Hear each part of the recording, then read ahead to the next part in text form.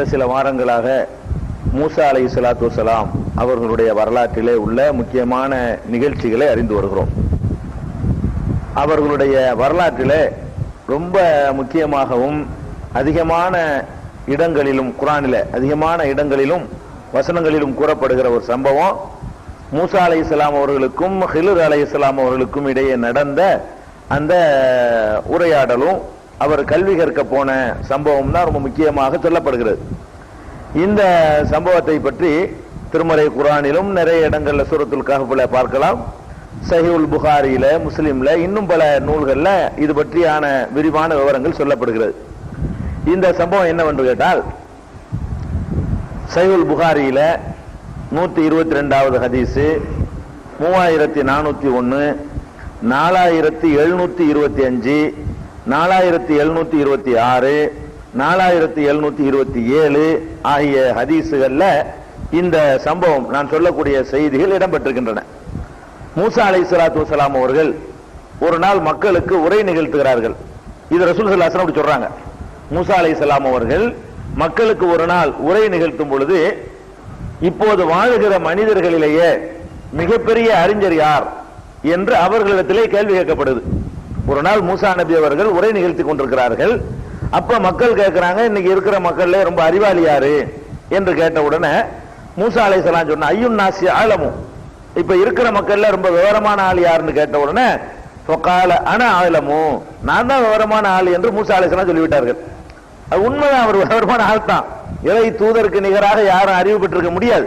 என்னதான் ஒரு பெரிய சிந்தனையாளராக இருந்தாலும் இறைவனிடமிருந்து செய்தி வரக்கூடிய ஒருத்தர் அறிஞர் தான். ஆனாலும் உலகத்தில் உள்ள எல்லாம் இவருக்கு தெரியாது. இவரை மாதிரி இன்னும் எத்தனையோ தூதர்கள் இருக்கலாம். அதனால என்ன செஞ்சிருக்கணும்னா அது எனக்கு தெரியாது, அல்லாஹ்வுக்கு தான் தெரியும் என்ற மாதிரி பதில் சொல்லாம என்ன பண்ணிட்டாங்கன்னு கேட்டா, நான் தான் விவரமான ஆளு, இருக்கிறது நான் தான் விவரமான ஆளு அப்படின்னு சொல்லி ஆனா ஆலமுன்னு சொல்லி மூசா அலைஹிஸ்ஸலாம் சொல்லிவிட்டார்கள். சொன்ன உடனே அல்லாஹ் அவர்களை தண்டிக்க நினைத்தான். அல்லாஹ் வந்து இப்படி சொன்னது சரி, ராங், இது வந்து நான் தான் எல்லாம் தெரிஞ்சவன், நீ எப்படி சொல்றது, என்கிட்ட கேட்டிருக்கணும், உன்னை விட அறிவாளி நான் வச்சிருப்பேனா இல்லையா அப்படின்னு காட்டுறதுக்காக வேண்டி அல்லாஹ் வந்து அவர்களை தண்டிக்க நினைத்து என்ன செஞ்சிட்டான்னு கேட்டா, ஏன் தண்டிச்சான்னு கேட்டா, இது பற்றிய ஞானம் அல்லாஹ்வுக்கு தான் தெரியும் என்று அவர் சொல்லாததான் காரணம் என்று ரசூல் ஸல்லல்லாஹு அலைஹி வஸல்லம் சொல்றாங்க. ஏன் அவரை அல்லாஹ் தண்டிக்கிறான்னு கேட்டா, எனக்கு தெரியாதுன்னு சொல்லியிருக்கணும். யார் அறிவாளி என்று கேட்டா எனக்கு தெரியாது. ஒரு மசாயிலுக்கு வழக்கம் கேட்டா சொல்லலாம், அவரு உலகத்துல யார் அறிவாளின்னு கேட்டா தெரியாதுன்றணும். அப்படி சொல்லாம நான் தான் அறிவாளின்னு சொன்னதுனால அல்லாஹ் வந்து அவர்களை தண்டித்தான். தண்டித்து எப்படி தண்டிக்கிறான்னு கேட்டா, நீ வந்து 2 கடல்கள் சங்கமமாகிற இடத்துக்கு போ, 2 கடல்கள் சந்திக்கிற இடத்துக்கு போ, அங்க ஒரு அடியார் இருக்கிறார். 2 கடல்கள் சங்கமிக்கிற அந்த இடத்துக்கு பக்கத்துல ஒரு அடியார் இருக்கிறாரு. அவர் உனக்கு மேல விவரமானவர். அல்ல வேணும் இப்படி உண்டாக்குறான், நீ தான் விவரமான நினைக்கிறீல, உனக்கு மேல விவரமான ஒரு ஆள் இருக்கிறாரு, 2 கடல்கள் சங்கமிக்கிற இடத்துக்கு நீ போ அப்படின்னு அல்லாஹ் சொன்னான். அப்ப மூசா அலைஹிஸ்ஸலாம் என்ன சொல்றாங்கன்னு கேட்டா, 2 கடல்கள் சங்கமமா ஒரு விஷயம் எல்லாம் அந்த காலத்துல நாலேஜ் கிடையாது. எல்லாம் ஒரே மாதிரியே தான் இருக்குமே தவிர, பிற்காலத்துல தான் கடல்களை ஆய்வு செஞ்சு இது ஒரு கடல் அது ஒரு கடல் எல்லாம் பிரித்து அறியக்கூடிய நிலைமை இருக்கிறது. இன்னைக்கு கன்னியாகுமரிக்கு போனோம்னு சொன்னா நம்மளே 3 கடலை பிரிச்சு பார்த்துட்டு வந்துடலாம். 3 கடல் அங்க என்ன செய்யுது, திரிவேணி சங்கமோன்னு 3 கடல்கள் சங்கமிக்கிற இடமெல்லாம் இருக்கிறது. மூசா அலைஹிஸ்ஸலாத்துக்கு தெரியாது 2 கடலை சங்கமிக்கிறேன், நான் எங்க போய் பாக்குறது, அதுக்கு எனக்கு என்ன அடையாளம் அப்படின்னு கைஃப பிஹின்னு கேட்கறாங்க மூசா அலைஹிஸ்ஸலாம். 2 கடல்கள் சங்கமிக்கிற இடம் நான் எப்படி அதை கண்டுபிடிக்கிறது அப்படின்னு கேட்கறாங்க. அப்ப அல்லாஹ்விடமிருந்து சொல்லப்படுகிறது, நீ என்ன பண்றன்னு கேட்டா, அந்த ஒரு ஒரு அளவு பாத்திரம் மரக்கால் மாதிரி உள்ளது, அந்த மாதிரி அளந்து போடக்கூடிய தானியங்களை எல்லாம் அளந்து போகக்கூடிய அந்த பாத்திரத்துக்குள்ள ஒரு மீனை எடுத்துக்க, ஒரு மீனை தூக்கி வச்சுக்க. அதுல அந்த மீன் வந்து எப்ப நீ வந்து இழந்து விட்டாயோ, எந்த இடத்துல மீனை மிஸ் பண்றியோ அங்கதான் அவர் இருக்கிறாரு, அங்கதான் 2 கடல் சந்திக்குது. ஏன்னா 2 கடல் சந்திக்கிறவர் கண்டுபிடிக்க இயலாது, அதனால எனக்கு தெரிகிற மாதிரி அடையாளம் தான் கேட்கிறாரு. அப்ப 2 கடல் சந்திக்கிற இடத்தை உனக்கு கண்டுபிடிக்க முடியல என்று சொன்னா, நீ மீனை எடுத்துக்கிட்டு போ, எந்த இடத்துல மீனை வந்து தவற விட்டு விடுகிறாயோ, மீன் காணா போய் விடுகிறதோ அந்த இடத்துலதான் அவர் இருக்கிறாரு, அங்கனக்குள்ள கொஞ்சம் சுத்தி பாத்தீங்கன்னா கிடப்பாரு, ஆள் கிடைக்கும் அப்படின்னு சொல்லி அல்லாஹ் வந்து மூசா அலைஹிஸ்ஸலாம் அவர்களுக்கு அதை சொன்னான் அப்படின்னு வருது. இதுல வந்து இந்த அறிவிப்புல இப்படி இருந்தாலும் வேற சில அறிவிப்புல என்ன வருதுன்னு கேட்டா, அவரு கொண்டு போனது வந்து மீன் சொன்னா தண்ணியில ஊத்தி உயிரோட உள்ள மீன் எடுத்துக்கிட்டு போய் அது துள்ளி குதிச்சு ஓடி போன மாதிரி எடுத்துக்கொள்ளலாம் இல்லையா? அப்படி இல்ல. முஸ்லீம்ல வரக்கூடிய அறிவிப்புல வந்து அது மாளிகை வருது. மாளிகைன்னா உப்பு போட்ட மீன் வருது, கருவாடுன்னே வருது. அதாவது மீன் என்று சொன்னால் மீன் எடுத்துக்கிறது இல்ல, அத கருவாடாவே காஞ்சி போன மீன் தான் அது. மீனுங்கிறது பச்சை மீனும் இல்ல, உயிரோட உள்ள மீனும் இல்ல, கருவாடை தான் எடுத்துட்டு போனார்னு சொல்லி சஹீஹ் முஸ்லிம்ல ரசூல் ஸல்லல்லாஹு அலைஹி வஸல்லம் சொன்னதாக வருகிறது ஒரு அறிவிப்புல. அதனால நம்ம வந்து அதே எடுத்துக்கிற வேண்டியதுதான் அதுல ஹதீஸ்ல வர்றதுனால. அப்ப அந்த மீனை எடுத்துக்கொண்டு போறார். போகும் பொழுது கூட வந்து ஒரு துணைக்கு ஒரு ஆளையும் கூட்டிட்டு போறார், சீடர். அவருக்கு பேர் வந்து யூஷா பின் நூன். நூன் என்பவருடைய மகன் யூஷா என்பவர். யூஷாங்கிறது ஜோசுவாம்பாங்க. கிறிஸ்தவ சமுதாயத்துல வந்து யோசுவான்னு சொல்லுவாங்க. அவர் தான் வந்து அந்த மூசா நபி இறந்து போகக்கூடிய நேரத்தில் அடுத்த பட்டத்துக்கு வந்தவர் என்று அவங்க பைபிள்கள் அவங்க சொல்லப்பட்டிருக்கிறது. அதான் ரசூல் ஸல்லல்லாஹு அலைஹி வஸல்லம் ஹதீஸ்ல என்ன வருதுன்னா யூஷா என்று அவருடைய பெயர் வருகிறது. இந்த யூஷா என்பவரையும் சேர்த்துக்கொண்டு ரெண்டு பேரும் போய்கிட்டே இருக்கிறாங்க. கடலோரமா போனா தானே ரெண்டு கடல் சங்கமிக்கிற இடம் வரும். கடற்கரையோரமாகவே போய்கொண்டே இருக்கிறார்கள். அநேகமா எகிப்தில இருந்து புறப்பட்டு போய்கிட்டே இருக்கிறாங்க. எகிப்தில இருக்கிறாங்க. அவங்க போய்கொண்டிருக்கும் பொழுது அந்த மீனை எடுத்துக்கொண்டு போறார்கள். அங்க ஒரு பாறை ஒண்ணு இருந்த உடனே அந்த பாறைக்கு அருகில வந்து என்ன செய்யறாங்கன்னு கேட்டா, அந்த ரெஸ்ட் எடுக்கிறதுக்காக வேண்டி ஒரு மணி நேரம் நடந்துட்டோம், கொஞ்சம் ரெஸ்ட் எடுக்கும் அப்படின்னு சொல்லி அந்த இடத்துல வந்து ரெண்டு பேரும் தூங்கிடுறாங்க. அந்த பாறை கிட்ட வந்த உடனே தூங்கிடுறாங்க. ரெண்டு பேரும் தூங்கின உடனே அப்பதான் அந்த மீன் பாஞ்சு போயிடுது. அல்லாஹ் வந்து உயிராக்கும். அது பெரிய மேட்டர் கிடையாது. அல்லாஹ்வுக்கு வந்து கருவாட்டை வந்து மீனாக்குறதோ அதை ஓட வைக்கிறதோ அதெல்லாம் பெரிய விஷயம் இல்லை. இந்த ஹிலர் நபி அவர்கள் செய்த வேற இந்த பின்னாடி வர்ற காரியங்கள்லாம் வச்சு பார்க்கும் பொழுது இதெல்லாம் சின்ன மேட்டரா போயிடும். அந்த மாதிரி சில அதிசயங்கள் அவர் மூலமாக கூட நிகழ்த்தப்பட்டிருக்கிறது, அற்புதங்கள். அதனால ரெண்டு பேரும் தூங்கிடுறாங்க. தூங்கின உடனே அந்த தூங்கின இடைவெளியில வந்து அது பாஸ் ஆகி போயிடுது.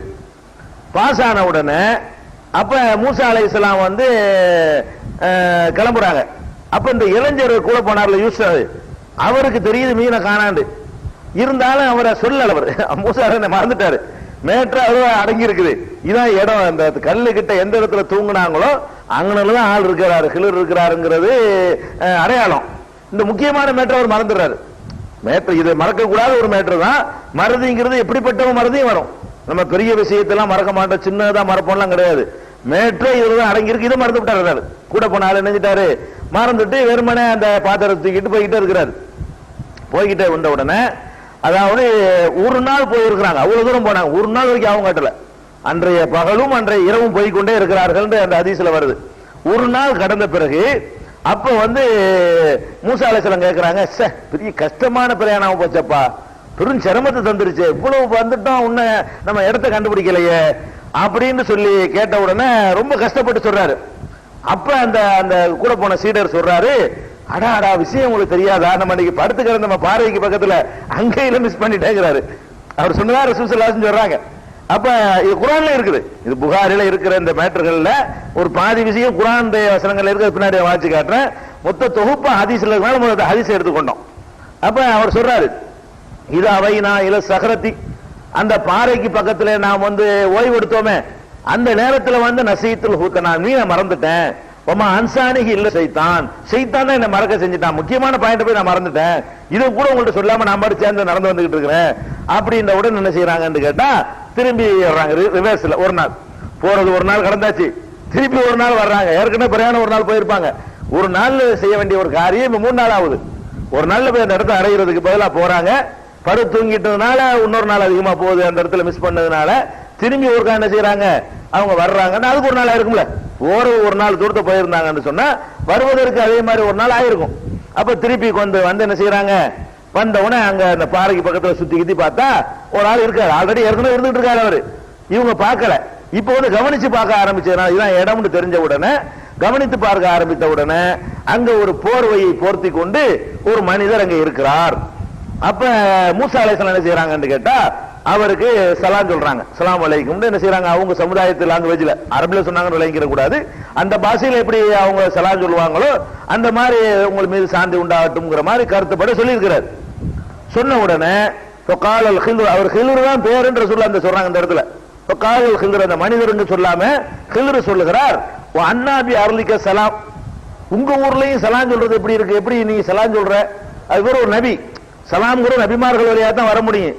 புதுசா ஒரு ஆள் வந்து அஸ்ஸலாமு அலைக்கும் உடனே சலாம்லாம் சொல்ற, இந்த ஆளு இவர் ஊர்ல எப்படி சலாம்லாம் தெரியும், இவர் நபின்னு தெரியல, உன் ஊர்ல எப்படி சலாம்லாம் இருக்குது அப்படின்ற உடனே அவர் என்ன செய்யறாருன்னு கேட்டா, நான் தான்ப்பா மூசா நபி, அல்லாஹ்வுடைய தூதர் அப்படின்னு அவர்கிட்ட அறிமுகப்படுத்திக்கிறாரு. அப்போ அவர் கேட்கிறார் திருப்பி, மூசா அந்த பனி இஸ்ராயலுக்கு அனுப்பப்பட்டிருக்காரு அந்த மூசாவா அப்படின்னு இவர் கேட்கிறார் ஹிலர்.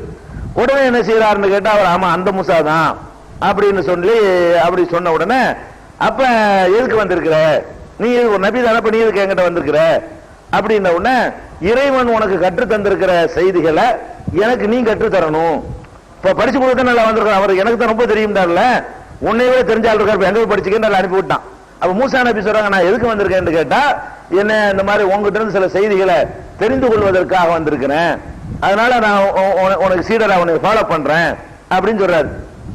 அப்ப அவர் என்ன சொல்றாருன்னு கேட்டா, உனக்கு நம்மளுடைய வந்து பொறுமையா இருக்க முடியாது, நம்மள்கிட்ட வந்து மாணவரா இருக்கிறதுக்கு என்ன உனக்கு பொறுமை பத்தாது அப்படின்னு அவர் சொல்றாரு. இவரு சொல்றாரு, இல்ல நான் பொறுமையா இருப்பேன் அப்படின்னு சொல்லிவிட்ட உடனே விளக்கம் சொல்றாரு. இந்தப்ப நானும் விவரம் கட்ட ஆள் கிடையாது. அவர் சொல்றாரு, மூசா நபி எனக்குன்னு அல்லாஹ் சில ஞானங்களை தந்திருக்கான், அது எனக்கு தெரியும் உனக்கு தெரியாது, உனக்குன்னு சில அல்லாஹ் தந்திருக்கான், உனக்கு தெரியும் எனக்கு தெரியாது, இன்னும் ஒரே கிராக்கி பண்ணிக்கிறேங்கிறாரு. அப்போ விட்டு கொடுக்க மாட்டேங்கிறாரு. உனக்கு கற்று தந்த ஞானம் உன்கிட்ட இருக்குது, அது எனக்கு தெரியாம இருக்கலாம், ஆனா எனக்குன்னு அல்லாஹ் சில கற்று தந்திருக்கான் பாரு, அது உனக்கு தெரியாதுல, அப்ப என்ன நீ வந்து பெரிய கௌரவம் காட்டுறேன்னு சொல்லிட்டு இவரு அவரை அட்டாக் பண்ணி விட்டு, அதனால வந்து நான் பொறுமையா இருப்பேன், அதனால என்னை வந்து நான் மீற மாட்டேன், எனக்கு கற்றுக் கொடு அப்படின்னு சொல்லிட்டு அவர் கேட்கிறார். கேட்டவன அவர் ஏத்துக்கொள்கிறார். ஏத்துக்கொண்டு ரெண்டு பேருமே கடலோரமா போய்கொண்டே இருக்கிறார்கள். ரெண்டு பேரும் கடலோரமா போய் கொண்டிருக்கும் பொழுது, அப்ப அவர்களுக்கு கடலை கடந்து போக வேண்டிய நிலை வருது. இன்னொரு ஊருக்கு ஏதாவது போகணும்னு நினைக்கிறாங்க போல இருக்கு. அவங்களுக்கு கப்பல் இல்லை, போறது கப்பல் வேணும்ல, நீச்சல் அடிக்க போக முடியும், கடல்ல போக முடியாது. அப்ப அவங்கள கடந்து ஒரு கப்பல் வருது. கப்பல் வந்த உடனே அப்ப அதை கை காட்டி, கப்பல்னா என்ன, நம்ம பெரிய ராட்சச கப்பல் 10 கிலோமீட்டருக்கு பின்னாடி நிக்கக்கூடிய கப்பல்லாம் கிடையாது. இப்பதான் அதெல்லாம் கண்டுபிடிச்சிருக்கலாம். கப்பல்னா என்ன, ஒரு ஒரு படகு, இந்த இடத்துல படகு, இந்த லாஞ்சி மாங்க ஸ்டீமர் மாங்கல, அதான் அந்த காலத்து கப்பல்ங்கிறது. அந்த மாதிரி ஒரு கப்பலா இருந்திருக்கு. அதனால ஒரு கிட்டத்துல தெரியாது. பெரிய கப்பலா இருந்தா கை கட்டி தூரம் அளவுலாம் நிக்காது, அது எவ்வளவு தூரத்தில் நிக்கும், ஆழம் பத்தாது இல்லையா. பெரிய கப்பலா இருந்தா ரொம்ப ஆழம் தேவைப்படும், ரொம்ப ஆழம் தேவைப்படுறது ரொம்ப தள்ளி நிக்கணும். கப்பல்ங்கிறது நம்ம கையை காட்டினா தெரியாத தூரத்துல போய் நிக்கணும். இவர் கையை காட்டி கூப்பிடுறாருன்னா என்ன அர்த்தம், சின்னது படகு, படகை விட கொஞ்சம் பெருசா இருக்கும், 10-15 பேர் ஏறி உட்கார்ந்து போற மாதிரி இருக்குன்னு வைங்களேன். அப்ப பேசின உடனே இவர் ஹிலர்ல, இவர் நம்ம ஆள்ல இவருன்னு சொல்லி தெரிஞ்சு கொண்டு காசு வாங்காம அவர் ஏத்திக்கிட்டாங்க. கப்பல் என்ன, கப்பல் ஓட்டுறவங்க அதுல வந்து அந்த படகுல வந்து ஏற்றிக் கொள்ளுகிறார்கள். அப்படி இருக்கும் பொழுது, அப்ப அந்த கப்பல்ல போய்கிட்டே இருக்கும் பொழுது ஒரு சிட்டுக்குருவி ஒண்ணு, ரசூல் ஸல்லல்லாஹு அலைஹி வஸல்லம் சம்பவத்துடைய ஒரு விலாவாரியா நேர பாக்குற மாதிரி நேர்முக வர்ணனையாக சொல்லி காட்டுறாங்க, அல்லாஹ் சொல்லி கொடுத்தான் சொல்றாங்க. அப்ப ஒரு சின்ன சிட்டுக்குருவி வந்து அந்த கப்பலுடைய ஓரத்துல அப்படி உட்காரு, இவங்க எந்த கப்பல்ல போயிட்டு இருக்கிறாங்களோ அந்த ஓரத்துல வந்து உட்கார்ந்து கடல்ல வந்து என்ன செய்யுது, ஒரு கொத்து 2 கொத்து வாய வைக்குது, கடல் தண்ணியில வைக்குது, வச்சுட்டு பறந்து போச்சு. சும்மா ஒரு சம்பவம் நடக்குது அப்படி.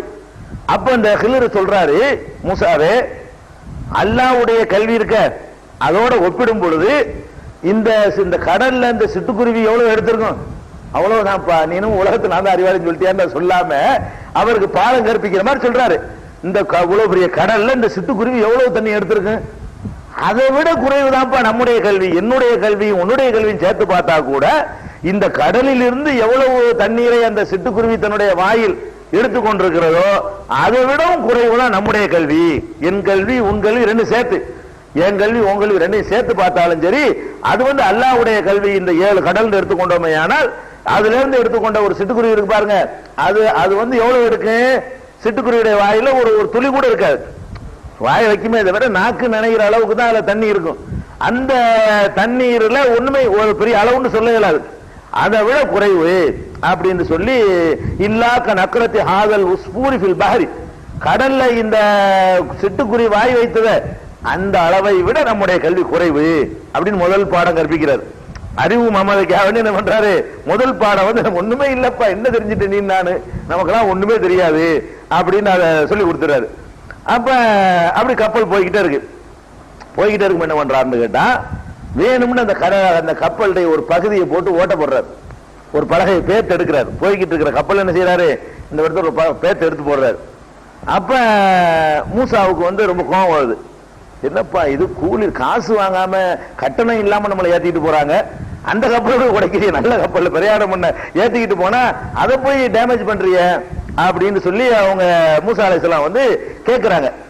அப்ப நீ இங்க உள்ள இருக்கிற அல்ல மூல் கடிக்க பாக்குற எல்லாத்தையும், எதுக்கான இந்த மாதிரி வேலையை பண்ற? மூல் கடிக்கலாம் இல்ல, ஒரு ஓரத்துல ஒரு பீஸ் எடுத்து விட்டாரு, டேமேஜ் பண்ணிட்டாரு. அப்ப இவர் கேட்கிறாரு. அப்ப உடனே அவர் பதில் சொல்லல. நான் ஏற்கனவே சொன்னேன்ல, நம்ம கூட உனக்கு பொறுமையா இருக்கல, நமக்கு மாணவரா இருக்கிறதுக்கு உனக்கு நான் ஒன்னு ஒண்ணு பண்ணுவேன், நீ பாட்டு பார்த்துட்டு வர மாட்டேன், ஏதாவது ஒண்ணு கேட்டுட்டே இருப்ப, நான் ஏற்கனவே உனக்கு சொல்லலையா அப்படின்னு போட்டு அந்த ஆயுதத்துக்கு போட்ட உடனே அவர் அடங்கிட்டாரு. ஆமாமா சரி சரி கேட்கல, இனிமே கேட்க மாட்டேன், இதுக்கு விளக்க கேட்கல அவரு, இனிமே கேட்கல, சும்மா வர்றேன், பேசாம வர்றேன் அப்படின்னு சொல்லி மூசா அலைஹிஸ்ஸலாம் என்ன செஞ்சிட்டாங்க, மறுபடியும் போய்கிட்டே இருக்கிறாங்க. அதுவும் சொல்லல, அவர் ரொம்ப ரிக்வெஸ்ட் பண்றாரு, நான் மறந்ததுக்காக வேண்டி நீ தண்டிச்சிடாதப்பா, அதுக்காக கோவிச்சுப்படாத, நான் ரொம்ப எனக்கு கஷ்டம் கொடுத்துறா, நான் இனிமே ஒழுங்கா நடந்து கொள்கிறேன் அப்படிங்கிற மாதிரி சொல்றாரு. இது முதல் தடவை ஒரு மறதியாக மூசா அலைஹிஸ்ஸலாம் கேட்டு விட்டார்கள். அப்புறம் போய்கிட்டே இருக்கிறாங்க. போய்கொண்டே இருக்கும் பொழுது கடல் கடந்துட்டாங்கன்னு அர்த்தம். நடந்து போனார்கள் சொன்னா அர்த்தம், கடந்து போய் அடுத்த ஊருக்கு போய் சேர்ந்துட்டாங்க. அங்க அப்படி நடந்து போய் கொண்டிருக்கும் பொழுது ஒரு இளைஞர் சில இளைஞர்களோடு சேர்ந்து விளையாடி கொண்டிருக்கிறார். ஒரு இளைஞர் இளைஞர்களோடு சேர்ந்து விளையாடி கொண்டிருக்கிறார். உடனே இவர் கூட போனார்ல ஹில்ரு, இவர் என்ன பண்றாருன்னு கேட்டா, அந்த குழந்தையுடைய அந்த பையனுடைய தலையை பிடிச்சி திருவி தனியா கழட்டி எடுத்துட்டாரு. தலையை கழட்டி நினைச்சிட்டாரு, தனியா எடுத்துட்டாரு. அப்படியே வருது பக்தலா ரசகுபி எதுகி, தலையை கையினால கழட்டி எடுத்துட்டாரு. சாதாரணமா அறுவாள் வெட்டுறது கூட அப்படி அல்ல, இவர் அல்லாஹ்வுடைய ஒரு ஆர்டர்ல செஞ்ச காரணத்தினால அப்படி தனியா பிச்சு தூக்கி வச்சுட்டாரு. ஒரு பொம்மையில செய்யற மாதிரி, களிமண் பொம்மையில தலையை பிச்சு எடுக்கிற மாதிரி நினைச்சிட்டாரு, பிச்சு எடுத்து வச்சுட்டாரு. அப்ப மூசா அலைஹிஸ்ஸலாம் கேட்கிறாங்க, ஏப்பா ஒரு அநியாயமா ஒரு பாவமும் செய்யாம யாரையும் கொல்லாத ஒரு பையனை போய் கொண்டு விட்டிய, நீ அநியாயம் பண்ணிவிட்டிய அப்படின்ன உடனே அதே பதில், ஏற்கனவே என்ன சொன்னேன், ஏற்கனவே சொன்னா இல்லையா, உன்னால பொறுமையா இருக்க முடியாது, நமக்கு மாணவரா இருக்கிறதுக்கு ரொம்ப பொறுமை வேணும், நீ மறுபடியும் மீறுறிய அப்படின்ன உடனே அவர் என்ன பண்ணிட்டாரு, சரி சரி நான் இனிமே பேசல, பழையபடி மன்னிப்பு கேட்டுக்கிட்டு மறுபடியும் போய்கிட்டே இருக்கிறாரு. போய்கிட்டே இருக்கும்போது இன்னொரு ஊரு, இது ரொம்ப நாள் போயிருக்கான்னு விளங்குது, பார்த்தோம்னு சொன்னா பல நாட்கள் அவரோடவே அலைய விட்டு இப்படி ஒரு 3 சம்பவங்கள் எல்லாம் நிகழ்த்தி காட்டலாம். அவரோட இருந்து கொண்டே இருக்கும்போது ஒரு ஊருக்கு போறாங்க. ஊருக்கு போய் என்ன செய்யறாங்க, எங்களுக்கு சாப்பாடு தாங்கன்னு கேட்கறாங்க. அந்த காலத்துல எல்லாம் ஒரு ஊருக்கு விருந்தாளிகள் வந்தாங்கன்னா சாப்பாடு கொடுக்கறது கடமை. இந்த காலத்துல சாப்பாடு கொடுக்கறது கடமை கிடையாது, ஹோட்டல் இருக்குது, காசு இருந்தா வாங்கி சாப்பிட்டுக்கலாம். அந்த காலத்துல எல்லாம் ஹோட்டல்லாம் கிடையாது. ஒரு ஊருக்கு வந்தான்னா சோறு கொடுத்தாதான் பிழைக்க முடியும், செத்து போயிடுவான், காசை வச்சுட்டு என்ன பண்ண முடியும். அப்ப அந்த மாதிரி ஒரு ஊருக்கு போறாங்கன்னு சொன்னா விருந்தளித்தல் என்பது கட்டாயமா எல்லாரும் செஞ்சிருவாங்க. வெளியூர்ல இருந்து யாராவது வந்துட்டாங்கன்னு சொன்னா சாப்பாடு போடுவதில் யாருமே என்ன செய்யறது இல்ல, அதை மறக்க மாட்டாங்க, யாரு என்னெல்லாம் கேட்க மாட்டாங்க.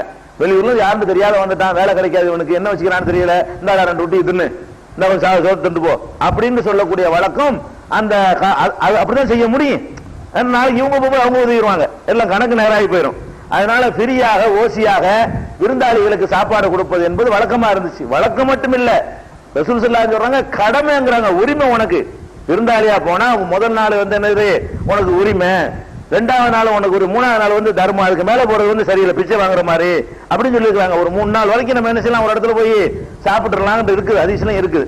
அப்ப அந்த மாதிரி போன உடனே சாப்பாடு கேட்கிறாரு. யாசகம் கேட்டா நினைச்சுக்க கூடாது, அது மூசா நபி 2 பேரும் போய் ஒரு வீட்டுல போய் சோறு கேட்டாங்கன்னு நம்மளும் போய் சோறு கேட்க கூடாது. இந்த காலத்துல கேட்க தேவை கிடையாது, கையில 100 ரூபா இருந்தா எங்கேயும் சாப்பிட்டு வந்துடலாம், பெரிய கஷ்டம் கிடையாது. அப்ப சாப்பாடு கேட்கிறாங்க, அவங்க கொடுக்க மாட்டேன்ட்டாங்க, அதெல்லாம் தர முடியாது போடா அப்படின்ட்டாங்க. 2 பேரும் சாப்பாடு கொடுக்கல. சாப்பாடு கொடுக்கல உடனே அந்த ஊர்லயே இருந்துகிட்டு இருக்கிறாங்களா, அப்போ ஒரு செவர், ஒரு கட்டிடத்தினுடைய ஒரு செவர் விழுகிற நிலையில் இருக்கிறது. இந்த இப்போ விழுந்து அப்போ விழுந்துங்கிற மாதிரி இருக்குது. ஆக அந்த செவர் விழுகிற மாதிரி இருக்குன்னு சொல்லிட்டு இவர் என்ன செய்யறார், மெனக்கட்டு அதை நிமித்தி சரி பண்ணி அதை விழாமல் இருப்பதற்குரிய ஏற்பாடுகளை இவர் பண்றாரு. இப்போ மூசா நபி அட்டாக் பண்றாங்க. முதல் 2 அட்டாக் பண்ணதாவது ஒரு நியாயம், இப்ப அநியாயத்துக்கு போய் அட்டாக் பண்றாரு. சோறு தராதவங்க இவங்களுக்கு எந்த வேலை நீ உதவி செஞ்சுட்டு இருக்கேங்கிறாரு. கேட்டதாவது களத்தை திரும்பும்போது கேட்டா நியாயம் இருக்குது, நல்லா இருக்கிற கப்பலை உடைச்சா கேள்வி நியாயம் இருக்குது. இப்ப டேமேஜ் ஆனா சரி பண்றாரு. இப்பவும் கேட்கிறாரு, டேமேஜான உதவி செய்யாட்டி சோறு தாட்டி அதுக்கு என்ன செய்யறது, உழவு புரிய கட்டணும், அதை சரி பண்ணி வைப்போமே, நம்ம கடமை நம்ம செய்வோம், அவன் கடமை அவன் செய்யாட்டி போறான்னு சொல்லி நல்ல காரியம் தான் செய்யறாரு. இருந்தாலும் இதுலயும் போய் மூசா நபி என்ன பண்றாங்க, கேள்வி கேட்கிறாங்க. ஏன்பா நமக்கு சோறே தரமாட்டேன்ட்டாங்க, இவங்களுக்கு போய் நீ வந்து உதவி செய்யற, உளுந்தா உளுந்துட்டு போகுத அப்படின்ன உடனே அப்ப என்ன செஞ்சாரு, சரி அப்படியே செஞ்சு கொடுக்குற, கூலி வாங்கிட்டா செய்யலாம்ல, லவ் சீத்த லத்தகத்த அழகி அஜிரா, கூலி வாங்கிட்டா அது நமக்கு சோத்துக்காக உதவுமா இல்லையா, சாப்பாடு கொடுங்களா நிமித்தி தர்றேன்னு சொல்ல வேண்டியா, நீ அதை விட்டு நீ பாட்டுக்கு ஃப்ரீயா போய் பண்ணிட்டு இருக்கிறியா அப்படின்னு சொல்லி மூசா அலைஹிஸ்ஸலாம் கேட்கறாங்க. உடனே அவர் சொல்லிவிட்டாரு, முடிஞ்சு இனிமே நம்ம பிரிஞ்சிட வேண்டியதான், ஏன்னா 3 சான்ஸ் உனக்கு கொடுத்தாச்சு, இனிமே நம்ம நீ பிரிஞ்சுக்கிற வேண்டியதான் அப்படின்னு சொல்லிட்டு அதுக்கப்புறம் அந்த 3க்கு விளக்கம் கொடுக்கிறார், அதற்குரிய விளக்கம் கொடுக்கிறாரு அப்படின்னு சொல்லி பெருமானார் ஸல்லல்லாஹு அலைஹி வஸல்லம் இந்த சம்பவத்தை இப்படி விளக்குகிறார்கள். இது அவ்வளவு ஹதீஸ்ல உள்ள வாசகம். இப்ப நான் சொன்னது எல்லாமே வந்து ஹதீஸ்ல உள்ளதனுடைய நேரடியான மொழிபெயர்ப்பு. இது வந்து புகாரில் 122, 3401, 4725, 4726, 4727 ஆகிய ஹதீஸ்கள்ல இதெல்லாம் காணப்படுகிறது.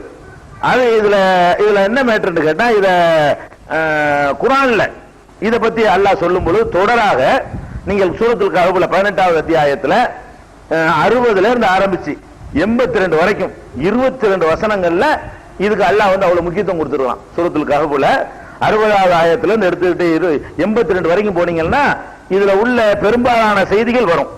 எப்படி வருது, இது கால மூசாலி ஃபத்தா, அதெல்லாம் வரல. எது வரல, யார் ரொம்ப அறிஞ்சவர் கேட்டது, நான் தான் ரொம்ப தெரிஞ்சவர் சொன்னது, அதெல்லாம் எதுல வரல, அந்த குர்ஆன்ல வரல. ஆனா அது வந்து திடீர்னு போனார்னு சொன்னா ஒண்ணு விளங்க மாட்டேங்குது பாருங்க. ஹதீஸ் வந்து நமக்கு ஒரு தெளிவை அதிகப்படுத்துகிறது. குர்ஆனோட சேர்ந்த ஹதீஸ்கள் இருக்குமே, ஆனால் ஒரு விஷயம் அது முழுமையா வழங்கிக் கொள்வதற்கு யூஸ் ஆகுது. இல்லைன்னா எப்படி ஆரம்பிக்குது குர்ஆன்ல பாத்தீங்கன்னா, வேற விஷயம் சொல்லிட்டு திடீர்னு இது கால மூசாண்டு ஆரம்பிக்குது. 60வது வசனத்துல அந்த டாபிக் ஆரம்பிக்குது. ஆரம்பிச்சா அதுக்கு தலைப்பு இருக்காது, ஆரம்பம் இருக்காது. எப்படி ஆரம்பிக்குது, அதாவது இது கால மூசாலி ஃபத்தாஹு, மூசா வந்து தன்னுடைய சீடருக்கு இளைஞருக்கு சொன்னார். என்ன சொன்னார்னு கேட்டா, லா அப்ரஹ ஹத்தா அப்லுக மஜ்மல் பஹ்ரைனி, 2 கடல்கள் சங்கமமாகிற இடம் வரைக்கும் நான் போய்கிட்டே இருப்பேன்.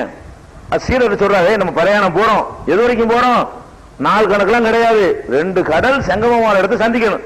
அது ஒரு நாளாவும் இருக்கலாம், ஒரு மாசமாவும் இருக்கலாம், அதுவரை நம்முடைய பயணம் தொடரும் என்று மூசா சொன்னதை நினைத்து பாருங்கள் ஆரம்பிக்குது. இது ஏன் இளைஞர் சொன்னாரு, என்ன 2 கடல், என்னத்துக்காக வேண்டி ஒரு பிரயாணம் பண்றேன்னு சொன்னாரு, ஒண்ணு விளங்கல. இதெல்லாம் எங்க விளங்குது, நபிகள் நாயகம் ஸல்லல்லாஹு அலைஹி வஸல்லம் அவர்கள் இதற்கு தந்த விளக்கத்துல தான் நமக்கு என்ன செய்யுது, ஒரு பிரகாசம் பிரைட்டா வெளிச்சமா விளங்குது. இல்லைன்னா அது ஒண்ணும் விளங்காது இருக்கும் பொழுது. அதுக்கப்புறம் ஃபலம்மா பலகா மஜ்மா பைனிஹிமா, 2 பேர் 2 கடல் சங்கமிக்கிற இடத்தை இருவரும் அடைந்த பொழுது நசியா ஹூத்தஹுமா, மீனை அவர்கள் மறந்து விட்டார்கள், 2 பேர் மறந்து விட்டார்கள். ஃபத்தஹத சபீலஹு ஃபில் பஹரி சரபா, அந்த மீன் வந்து கடல்ல வந்து ஒரு குகையை அமைத்துக் கொண்டு ஓடிவிட்டது அப்படின்னு எல்லாம் சொல்லி காட்டுறான். குகை மாறிய, அதாவது ஒரு பூமியில குகை, தண்ணியில வந்து போனா விலகாது இல்லையா, தண்ணிக்குள்ள ஏதாவது மீன் போனாலோ நம்ம நீச்சரிச்சு போனாலோ ஓட்டையா விழுவும், ஓட்டை விழுவாது. பூமிக்குள்ள போனாலும் ஓட்டை விழுந்துடும் குகை. இதுல என்ன மாதிரி ஏற்பட்டுச்சுன்னா, இந்த மீன் நல்ல அற்புதமான முறையில் செஞ்சதுனால ஒரு குகையை அமைத்து கொண்டு ஓடியது அப்படின்னு சொல்லி அல்லாஹ் சொல்றான். இதுல மீன் என்ன விவரம் இல்ல, ஏற்கனவே ஹதீஸ்ல என்ன வருது, மீன் அல்லாஹ் எடுத்துட்டு போக சொன்னா, அதுதான் அடையாளமாக்கி காட்டினா, அந்த மீன் தான் ஓடி போனது என்பதை நம்ம ஹதீஸ்ல நினைச்சுக்கிறோம், விளங்கிறோம். இன்னொரு ஹதீஸ்ல 3401 புகாரியுடைய ஹதீஸ்ல என்ன வருதுன்னு கேட்டா, அது அந்த மீன் ஓடுனது வந்து ஒரு சுரங்கத்தை போல, ஒரு குகையை போலவே அது துவாரமிட்டு கொண்டு ஓடும் அப்படி இருக்குது. திரும்பி வரும்போது பாக்குறாங்க, தண்ணி விலகாம நிக்கிற, சேராம நிக்குது. இப்படி மீன் ஓடின அந்த பாதை தண்ணி விலகி அப்படி நிக்கிற காட்சி என்ன செய்யறாங்க, கண்ணால பாக்குறாங்க. அப்படிங்கிறது 3401வது ஹதீஸ்ல அது புகாரியில் இடம்பெற்றிருக்கிறது. அப்புறம் ஃபலம்மா ஜாபஸா, 2 பேரும் அதை கடந்து சென்ற பிறகு, எதை மீன் ஓடி போன இடம் இருக்குல்ல, அதை 2 பேரும் கடந்து சென்ற பொழுது காலலி ஃபத்தாஹு, தன்னுடைய சீடரிடத்திலே மூசா நபி சொன்னார்கள், ஆத்தினா கதானா, காலை உணவை கொண்டு வாப்பா, காலை சாப்பாடை கொண்டு வா அப்படின்னு சொன்னாங்க. லக்கது லக்கீனா மின் சபரினா ஹாதா நசபா, இந்த பிரயாணத்தில் நம்ம பெரிய கஷ்டத்தை அனுபவித்து போய்கிட்டே இருக்கிறோம், ஒரு தூரமுள்ள தளப்பும் இல்லாம போய்கிட்டே இருக்கிறோமே அப்படின்னு பெரிய கஷ்டத்தை அனுபவித்தோம் என்று மூசா நபி சொன்னார் என்று 62வது வசனம் சொல்கிறது. அப்ப கால அந்த சீடர் சொல்கிறார், அரைத்த இதாவைனா இல சகரத்தி, அந்த பாறையில நம்ம ஒதுங்குறோமே அதை நினைச்சு பாத்தீங்களா, இன்னி நசீத்துல் ஹூத்த, நான் வந்து அந்த மீனை மறந்தே போயிட்டேன், ஒமா அன்சானிகி இல்ல ஷைத்தானும் அது குறவு, அதை நினைவு கூறாமல் ஷைத்தான் தான் என்ன செஞ்சுட்டான், மரகடிக்க செஞ்சுட்டான். ஒத்தகத சபீலஹு ஃபில் பஹரி அஜபா, ஆச்சரியமான முறையில அது கடலில் ஒரு பாதையை அமைத்துக் கொண்டு சென்று விட்டது. ஆச்சரியமான வார்த்தையும் போடுறாரு, அல்லாஹ் போடுறான் குர்ஆன்ல. அப்ப ஆச்சரியமான முறையில அந்த ஒரு பாதையை அமைத்துக் கொண்டு அந்த மீன் ஓடி போச்சு, உங்களோட சொல்ல நான் மறந்துட்டேன் என்று சீடர் சொன்னார். முதல் சொன்ன ஹதீஸ்ல உள்ளது, இப்ப குர்ஆன்ல உள்ள தொடர்ச்சியா ரிப்பீட் நினைக்க கூடாது. குர்ஆன்ல என்ன விஷயம் இருக்கு, ஹதீஸ்ல என்ன விஷயம் இருக்குன்னு பிரித்தறிகிறதுக்காக இந்த குர்ஆன்ல வரிசையா எதெல்லாம் ஹதீஸ்ல வழங்கி இருக்கோம் புரிஞ்சுக்கிறதுக்காக. அப்ப கால தாலிக்க மாக்குன்னா நபுகி, அதுதானப்பா நாம் தேடுகிற இடம் என்று மூசா நபி சொன்னார்கள். சொல்லிவிட்டு ரெண்டு பேரும் நினைஞ்சாங்க, வந்த வழியே பேசிக்கொண்டே திரும்பி வந்தார்கள். பல இடத்தை வந்து அடைந்தார்கள். அங்கே வஜதா அபுதம் மின் இபாதினா, நமது அடியார்களில் ஒரு அடியாரை அங்கே கண்டார்கள்.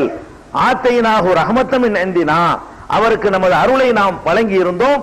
அல்லம்னாஹு மில்லதுன்னா இல்மா, நம்முடைய புறத்திலிருந்து நாம் வந்து அவருக்கு கல்வியை நினைஞ்சிருந்தோம், கற்றுக் கொடுத்திருந்தோம். நம்ம புறத்திலிருந்து ஒரு கல்வியை கற்றுக் கொடுத்திருந்தோம். அந்த மாதிரி ஒரு அடியாரை வந்து மூசா நபியும் அந்த சீடரும் சந்திக்கிறார்கள். காலலகு மூசா, அவரிடத்திலே மூசா சொன்னார், ஹல் அத்தபியுக்க அலா அந்து அல்லிமணி மிம்மா உள்ளிம் தர்சுதா, உனக்கு கற்றுக் கொடுக்கப்பட்டதை நீர் எனக்கு கற்றுத் தருவதற்காக உமக்கு சீடராக நான் இருக்கட்டுமா, உம்மை பின்பற்றி வரட்டுமா என்று மூசா நபி கேட்டார்கள். கால இன்னக்கலன் தஸ்தத்திய மாய சபுரா, என்னோடு உன்னால் பொறுமையா இருக்கவே இயலாது என்று அவர் சொன்னார். அந்த அடியாரு சொன்னார், ஓ கைபத்தஸ்பிர் அலாமாலம் துஹித்பிஹி குப்ரா, உனக்கு விவரம் இல்லாத ஒரு விஷயத்தில் எப்படித்தான் நீ பொறுமையா இருக்க முடியும்? நான் செய்யற காரியம் விவரம் உனக்கு புரியாது, விவரம் தெரிஞ்சா பொறுமையா இருந்துருவேன், நான் ஏற்கனவே ஏதாவது பண்ணிட்டு இருப்பேன். அப்ப எதை பற்றி உனக்கு விவரம் இல்லையோ அது பற்றி உன்னால் பொறுமையாக எப்படி இருக்க முடியும்? விவரம் முடியாட்டு கேள்வி என்ன கேட்போம், எது புரியலையோ சந்தேகம் வருதோ அதுல அப்ஜெக்ஷன் உடையாந்துரும். அப்ப இவர் சொல்றார் மூசா நபி, கால சதஜுனி இன்ஷா அல்லாஹு சாபிரா, அல்லாஹ் நாடினால் என்னை பொறுமையாளனாக நீங்கள் காண்பீர்கள். ஒல ஆசிலக அம்ரா, உமக்கு எந்த கட்டளைக்கு நான் மாறு செய்ய மாட்டேன், ஒரு மாணவனாகவே வந்து உங்களோட இருந்து நான் பறித்துக் கொள்கிறேன். அப்ப அவருக்கு 69 70 வருது, 70வது வசனத்துல கால இனித்தபாத்தனி, என்னை நீ பின்பற்றுவதாக இருந்தால் பலா தஸ்அல்னி அன் ஷைஇன், எதை பத்தி என்கிட்ட கேட்கவே கூடாது, கேள்வியே கேட்டக்கூடாது. ஹத்தா உஹதிசலக்கும் என்ஹுதிக்கிற, அது பற்றி நானா விளக்குற வரைக்கும், நான் விளக்கம் உனக்கு சொல்ல வேண்டிய நேரம் வரும்போது சொல்லுவேன், நானா விளக்குற வரைக்கும் நான் என்ன செஞ்சாலும் என்கிட்ட கேள்வி கேட்காத, இந்த கண்டிஷனை ஒத்துக்கிறியா அப்படின்னு கேட்கிறார். ஒத்துக்கிட வன் தலக்கா, இருவரும் நடந்து சென்றார்கள். ஹத்தா இதா ரக்கிபா சபீனத்தி, கப்பலிலே இருவரும் ஏறிய உடனே ஹரகஹா, அதை அவர் வந்து சேதப்படுத்தினார். கப்பல்ல ஏறணும் பண்ணாரு, சேதப்படுத்தினார். உடனே மூசா நபி கேட்கிறாங்க, ஹரக்தஹா லித்துகுரிக்க அகலஹா, இந்த கப்பலில் உள்ளவர்களை மூழ்கடிப்பதற்காக வேண்டி நீ வந்து சேதப்படுத்துகிறாயா? லகஜ்ஜத செய்ய நிம்ரா, நீ ரொம்ப மோசமான காரியத்தை செய்கிறாய், நீ நல்ல காரியம் செய்யல அப்படின்னு சொல்லி அவர் சொல்றாரு. கால அலம் அக்குள்ளக்க இன்னக்கலன் தஸ்தத்தியா மாய சபரா, என்னோடு பொறுமையா இருக்க முடியாது என்று உனக்கு முன்னரே நான் சொல்லவில்லையா? இவர் திருப்பி கேட்கிறார். உடனே அவரு மூசா நபி, லா துஆகிதுனி பிமா நஸீது வலா துர்ஹிக்னி மின் அம்ரி உஸ்ரா, நான் மறதியா செஞ்சதற்காக என்னை தண்டிச்சிராத, எனக்கு கஷ்டம் கொடுத்துறாதப்பா, நான் தெரியாம செஞ்சிட்டேன், மறந்துட்டு சொல்லிட்டேன் அப்படின்னு சொல்லிட்டாரு. ஃபன்தலகா, மேலும் ரெண்டு பேரும் நடந்து சென்றார்கள். ஹத்தா இதா லகியா குலாமன், ஒரு இளைஞரை அவர் சந்தித்த பொழுது கத்தலகு, கொன்று விட்டார். ஹதீஸ்ல எப்படி கொன்றான்னு விவரம் வருது, இதுல கொன்று விட்டார்னு மட்டும்தான் வருது. கால மூசா நபி கேட்டார்கள், கத்தல்த நப்சன் ஜகியத்தன் பிகைர் நப்சின், எந்த ஒரு உயிரையும் கொல்லாத ஒரு ஆத்மாவை நீ கொன்று விட்டாயா? ஒரு ஏதாவது ஆளை கொலை செஞ்சிருந்தா கொலைக்கு கொலைன்னு சொல்லி நியாயம் இருக்கிறது, யாரையும் கொல்லாத ஒரு உயிரை கொன்று விட்டாயே அப்படின்னு சொல்லிட்டு லக்கஜ்ஜத செய்ய நுக்ரா, நீ வந்து ஒரு ஆட்சேபகரமான காரியத்தை செய்கிறாய் என்று இரண்டாவது ஆட்சேபனையும் சொல்கிறார். கால அவர் சொல்லுகிறார், அலமக்குள்ளக இன்னக்கலன் தஸ்தத்தியம் அயசபுரா, என்னோடு பொறுமையாக இருக்க முடியாது என்று முன்பே நான் உனக்கு சொல்லவில்லையா அப்படின்னு சொல்லிட்டாரு. அப்புறம் கடைசியா சொல்றாரு, இரண்டாவது மாட்டிக்கிற போது சொல்றாரு, இன்சால் துக அன்சையும் பாதகா, இதுக்கு பிறகு நான் உன்கிட்ட கேள்வி கேட்டால் ஃபலாத்து சாஹிபுனி, இனிமே வந்து என்னை தோழமை வச்சுக்கிறாத, இனிமே நான் கேட்க மாட்டேன். 2 சான்ஸ் கொடுத்துட்டு இல்ல, இன்னும் ஒரு சான்ஸ் மட்டும் கொடு. அவர் அப்படிதான் மறுத்துறான்னு விளக்குதப்ப இவர் கெஞ்சுறாரு. அப்ப கல்பலகத்தம் இல்ல துண்ணி உதுரா, என்னிடமிருந்து போதுமான சமாதானத்தை நீ பெற்றுவிட்டீர். 2 சமாதானம் சொல்லிவிட்டேன், 2 தடவை தப்பு பண்ணி 2 தடவை மன்னிப்பு கேட்டு 2 தடவை பண்ணியாச்சு, மறுபடியும் திருப்பி நான் உன்கிட்ட கேட்க நியாயம் இல்லாம போயிடும். அதனால இனிமே ஒரு தடவை சொன்னா போது என்ன விரட்டி விட்டுரு. இவர் தான் முந்தி இல்லாட்டி இன்னும் கொஞ்சம் வந்திருக்கு. இந்த வார்த்தை சொல்லாம இருந்தா இன்னொரு 4 சம்பவம் ஏதாவது நடந்திருக்கும். இவர் முந்தி அப்படி நான் சொல்றேன், அப்படி ரசூல் ஸல்லல்லாஹு சொல்றாங்க. மூசா நபி அவர்கள் இப்படி சொல்லாம இருந்திருந்தாரே ஆனால் அந்த ஹதீஸ்ல என்ன வருதுன்னு கேட்டா இரஹமுல்லாஹ் மூசாவுக்கு அல்லாஹ் ரஹமத் செய்யட்டும், ல வதிதுனா லவ் சபர, அவர் மட்டும் கொஞ்சம் பொறுமையா இருந்திருந்தாரே ஆனால் நிறைய செய்திகள் நமக்கு கிடைத்திருக்கும். அவர் போட்டுக்கிட்டு அவரா தேவையில்லாத கண்டிஷனை போட்டார் என்று நபிகள் நாயகம் ஸல்லல்லாஹு அலைஹி வஸல்லம் அவங்களே சொல்லியிருக்கிறாங்க, நானா சொல்லல. அப்ப மூசா நபி என்ன பண்ணிட்டாங்க, அவரா முந்திக்கிட்டு தேவையில்லாம இது ஒரு சான்ஸ் மட்டும் கொடு, போய்கிட்டே இருக்கு, அல்லாவே போக சொல்லிருக்கான், சொல்லிக்கிட்டே போயிட்டே இருக்க வேண்டியதானே, இனிமே இன்னொரு சான்ஸ் தப்பு பண்ண திருப்பி அனுப்பிடு அப்படி வாலண்டியரா இவராக சொல்லிட்டார். சொன்ன உடனே பன்தலகா, 2 பேரும் மேலும் நடந்து சென்றார்கள். ஹத்தா இதா அத்தையா அகல கரியத்தின், ஒரு கிராமவாசிகளை சந்தித்த பொழுது இஸ்ததாமா அகலஹா, அந்த ஊர்வாசிகள்கிட்ட உணவு கேட்டார்கள், பசிக்கு உணவு கேட்டார்கள். அபவ் ஐயுலைஃபுஹுமா, அவங்க உணவளிக்க மறுத்து விட்டார்கள், உணவு கேட்டதுக்கு உணவளிக்க மறுத்து விட்டார்கள். வஜதா பிஹா ஜிதாரன் யுரீது அன் யன்கல்ல, விழுவதற்கு தயாரான நிலையிலே ஒரு சுவரை 2 பேரும் கண்டார்கள். அகாமஹு, அதை இவர் நிலைநிறுத்தி வைத்தார், விழுகிற சுவரை நிப்பாட்டி வைத்தார். அப்ப மூசா நபி கேட்கிறாங்க, லவ் ஷீத்த லத்தகத்த அலைஹி அஜ்ரா, நீ நினைச்சா கூலி வாங்கியிருக்கலாமப்பா, சும்மா எதுக்கு நீ விட்ட அப்படின்னு சொல்றாங்க. உடனே அவர் சொல்றார், ஹிலர் சொல்லுகிறார், ஹாதா ஃபிராகு பைனி வ பைனிக், இதுதான் உனக்கும் எனக்கும் உள்ள பிரியக்கூடிய நேரம் முடிந்து விட்டது, 3 சான்ஸ் முடிந்து விட்டது, இனிமே நம்மோடு வர முடியாது. சவுனபியுக பிதவீலி மாலம் தஸ்ததி அலைஹி சபரா, நீ எந்த காரியத்துல பொறுமை இல்லாம அவசரப்பட்டாயோ அந்த 3 காரியங்களுக்கான விளக்கத்தை நான் இப்போது உனக்கு சொல்கிறேன். 3 விஷயம் நடந்துச்சு, அவசரப்பட்டீல, இப்ப நான் சொல்றேன் அப்படின்னு சொல்லிட்டு இது 78 வரைக்கும் இது வரைக்கும் வருது. இந்த விவரம் சொன்ன விஷயம் ஹதீஸ்ல வரல, குர்ஆன்ல தான் வருது. என்ன விவரத்துக்கு செஞ்சாருங்கிறது குர்ஆன்ல இருக்கனால ரசூலுல்லாஹ் சொல்லல. அது என்ன விவரம்? ஃபர்ஸ்ட் அவர் சொல்றாரு, அம்ம சஃபீனத்து, இந்த கப்பல் இருக்குல்ல, ஒரு கப்பலை உடைச்சங்கறீல, அந்த கப்பல் கானத்திலி மசாக்கீன யஅமலூன ஃபில் பஹரி, கடல் தொழில் செய்யக்கூடிய ஏழைகளுக்கு சொந்தமானது. அங்க கடல்ல மீன் பிடிக்கிறவங்களா இருப்பாங்க. கடல் தொழில்னா என்ன அர்த்தம்? மீன் பிடிக்கிறவங்க அல்லது ஏதாவது பொருள்களை வாங்கிட்டு ஒரு இடத்துல வாங்கி ஒரு இடத்துல விற்கிறவங்களா இருப்பாங்க. அப்ப கடல் தொழில் செய்யக்கூடிய ஏழைகளுக்கு அது சொந்தமானதாக இருந்தது. அரத்து அன் ஐபஹா, நான் அதை குறைவுபடுத்த வேண்டும் என்று விரும்பினேன். ஏன் விரும்பினேன் என்று சொன்னா, காண வரா ஆகும் மலிக்குன் யஹுது குல்ல சபீனத்தின் கஸ்பா, அங்க அந்த கடலுக்கு பின்னாடி ஒரு மன்னன் ஒருத்தன் இருக்கிறான். நம்ம அந்த ஊருக்கு போயிட்டோம், அவன் என்ன செய்யறான்னா நல்ல கப்பல் எல்லாம் அவன் சொந்தமாக்கிடுவான், டேமேஜ் ஆன கப்பலை விட்டுருவான். ஒரு ஏழை மக்களுக்கு சொந்தமான கப்பல் இது, நம்ம அப்படியே போய் அந்த ஊர்ல இறங்கணும்னு சொன்னா நல்ல கப்பல் அமைக்க வச்சுக்கிறாங்க, திருப்பி இந்த ஏழை மக்களுக்கு கிடைக்காது. அப்ப அந்த ஏழை மக்களுக்கு கப்பல் திரும்பி வரணும்னு சொன்னா ஏதாவது ஒரு டேமேஜ் போடுவா அப்படின்றான். இந்த சின்ன டேமேஜ் உங்க ஊர்ல போய் சரி பண்ணிக்கிடுவாங்க. அப்ப இந்த டேமேஜ் ஆன கப்பல் அவன் எடுக்க மாட்டான், நல்ல கப்பலா இருந்தா என்ன செய்வான், எடுத்துருவான். அதனாலதான் நான் வேணும் டேமேஜ் பண்ணுனேன், உனக்கு இந்த சூட்சமும் வழங்காது அப்படின்னு சொல்லி முதல்ல கப்பலை உடைச்சதுக்கு காரணம் சொல்லிட்டாரு. அப்ப இது ஃபர்ஸ்ட் காரணம். அம்மல் குலாமும், அந்த இளைஞன் இருக்கான, இளைஞனை கொலை பண்ண பாரு, காண அபவாகு மூமினைனி, அவனுடைய பெற்றோர் இருவரும் நம்பிக்கையாளர்களாக மூமின்களாக இருந்தார்கள். அவன் தன்னுடைய பெற்றோர் இருவரையும் நிராகரிப்பினாலையும் வழிகேட்டினாலையும் அவங்கள நாசமாக்கிடுவான் என்று நம்ம பயந்தோம். ஆள் ரொம்ப டேஞ்சரானவன், அவன் பெற்றோர் மூமினா இருக்கிறாங்க, அவங்களையே இவன் நிராகரிப்பாளரா மாத்திருவானோ என்ற அளவுக்கு அவங்களுக்கு இவரை அடக்குமுறை செய்வானோ என்று நான் பயந்தேன். அதனாலதான் அரதுனா யுபதிலகுமா ரப்புகுமா கைரம் மின்ஹு ஜகாத்தன் வ அக்ரபருகுமா, இந்த இவனை விட ஒரு சிறந்த குழந்தையை இறைவன் அவர்களுக்கு கொடுக்க வேண்டும் என்று நாம விரும்பினோம்.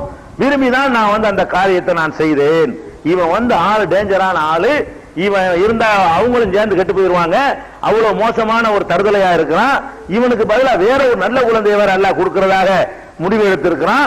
அதை இவருக்கு சொல்லி கொடுத்திருக்கான். இவர் தான் வேணும்னு தானே அந்த செட்டிங் பண்றான்.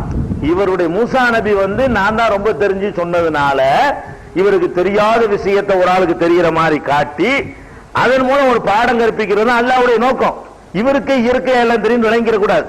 இந்த ஹிலரு என்பவருக்கு இயற்கையாகவே எல்லாம் மறைவானது அது இது எல்லாம் தெரியும் புரிஞ்சுக்கிறவே கூடாது.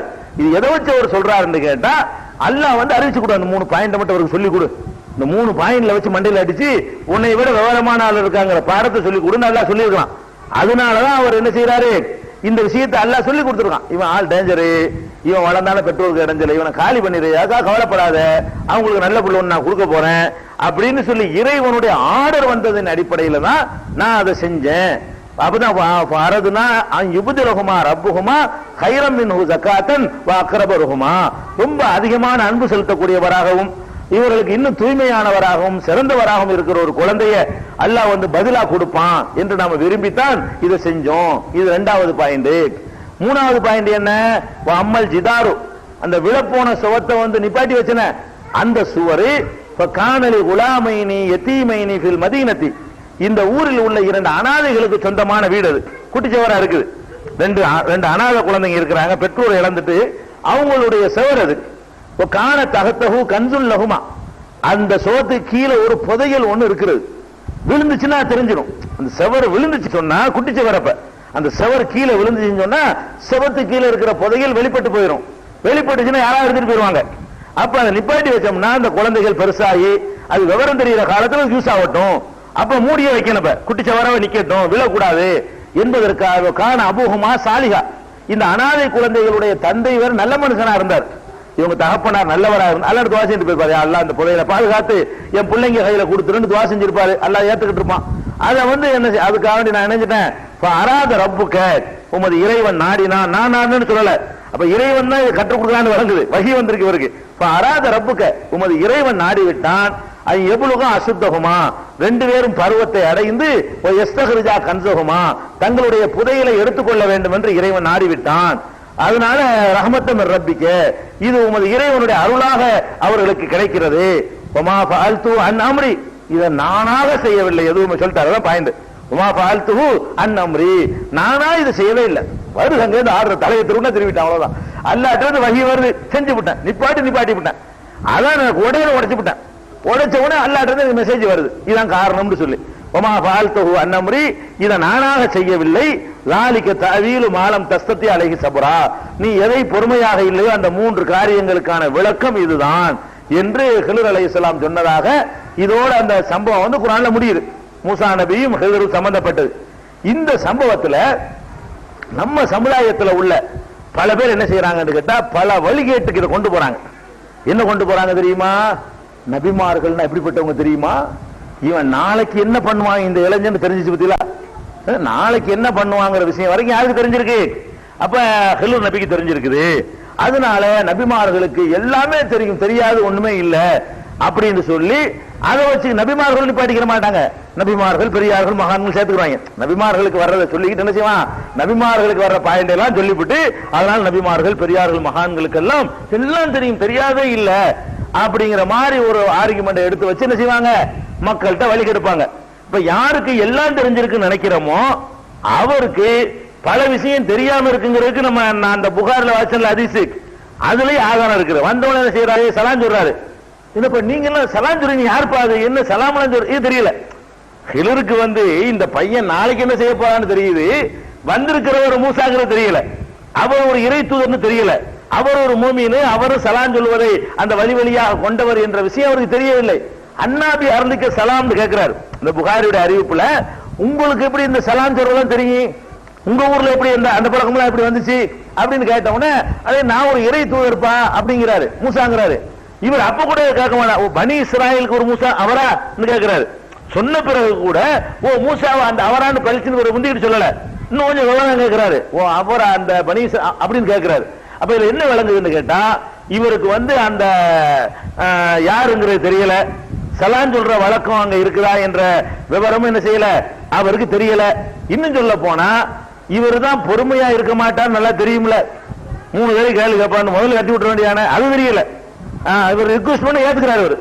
இவர் கேட்டவன்னு நினைச்சிட்டாரு, சரி பின்னாடி வா அப்படின்னு ஏத்து. அப்ப நீ கரவை நடக்காதுப்பா, நீ கேட்டுதான் தீர்வ, உன்னால பொறுமையா இருக்க முடியாதுதான், திரும்பி போ அப்படின்னு சொல்ல முடியல.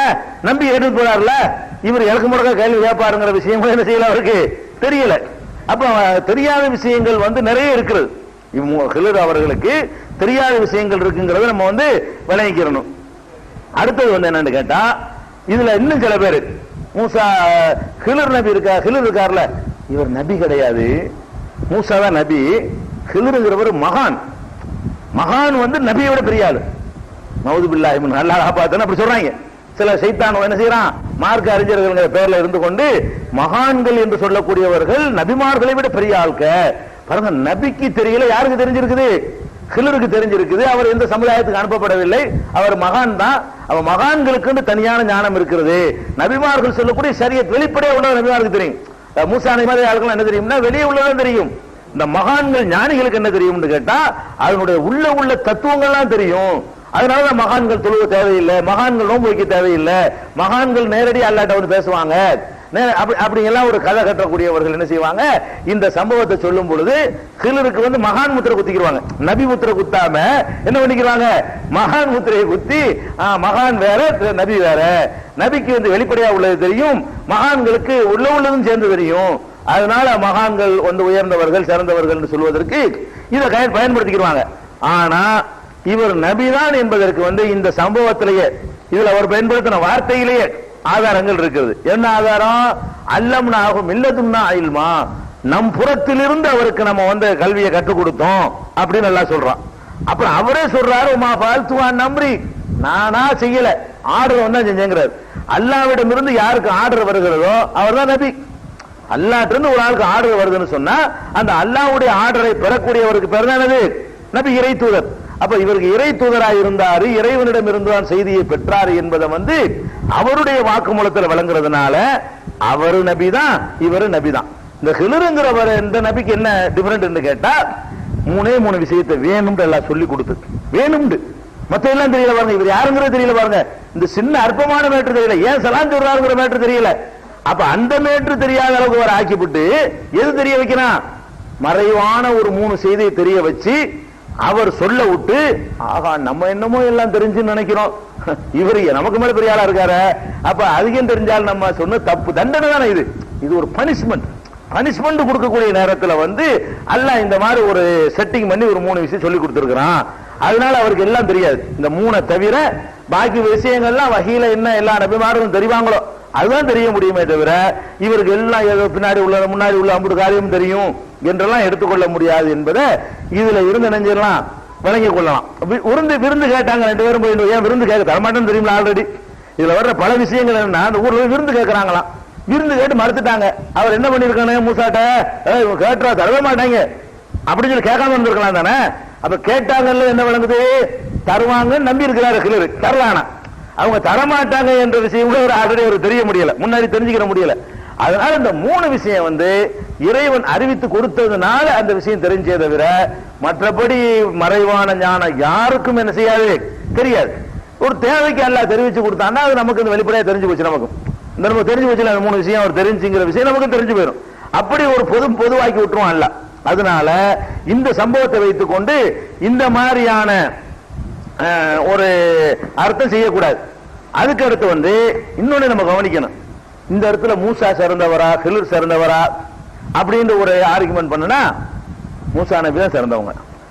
ஏன்னு கேட்டா இவர் நேரடியா அல்லாஹ் பேசணும் இவர்கிட்ட தான், அவருக்கு வேற விதமான வகை வந்துச்சு.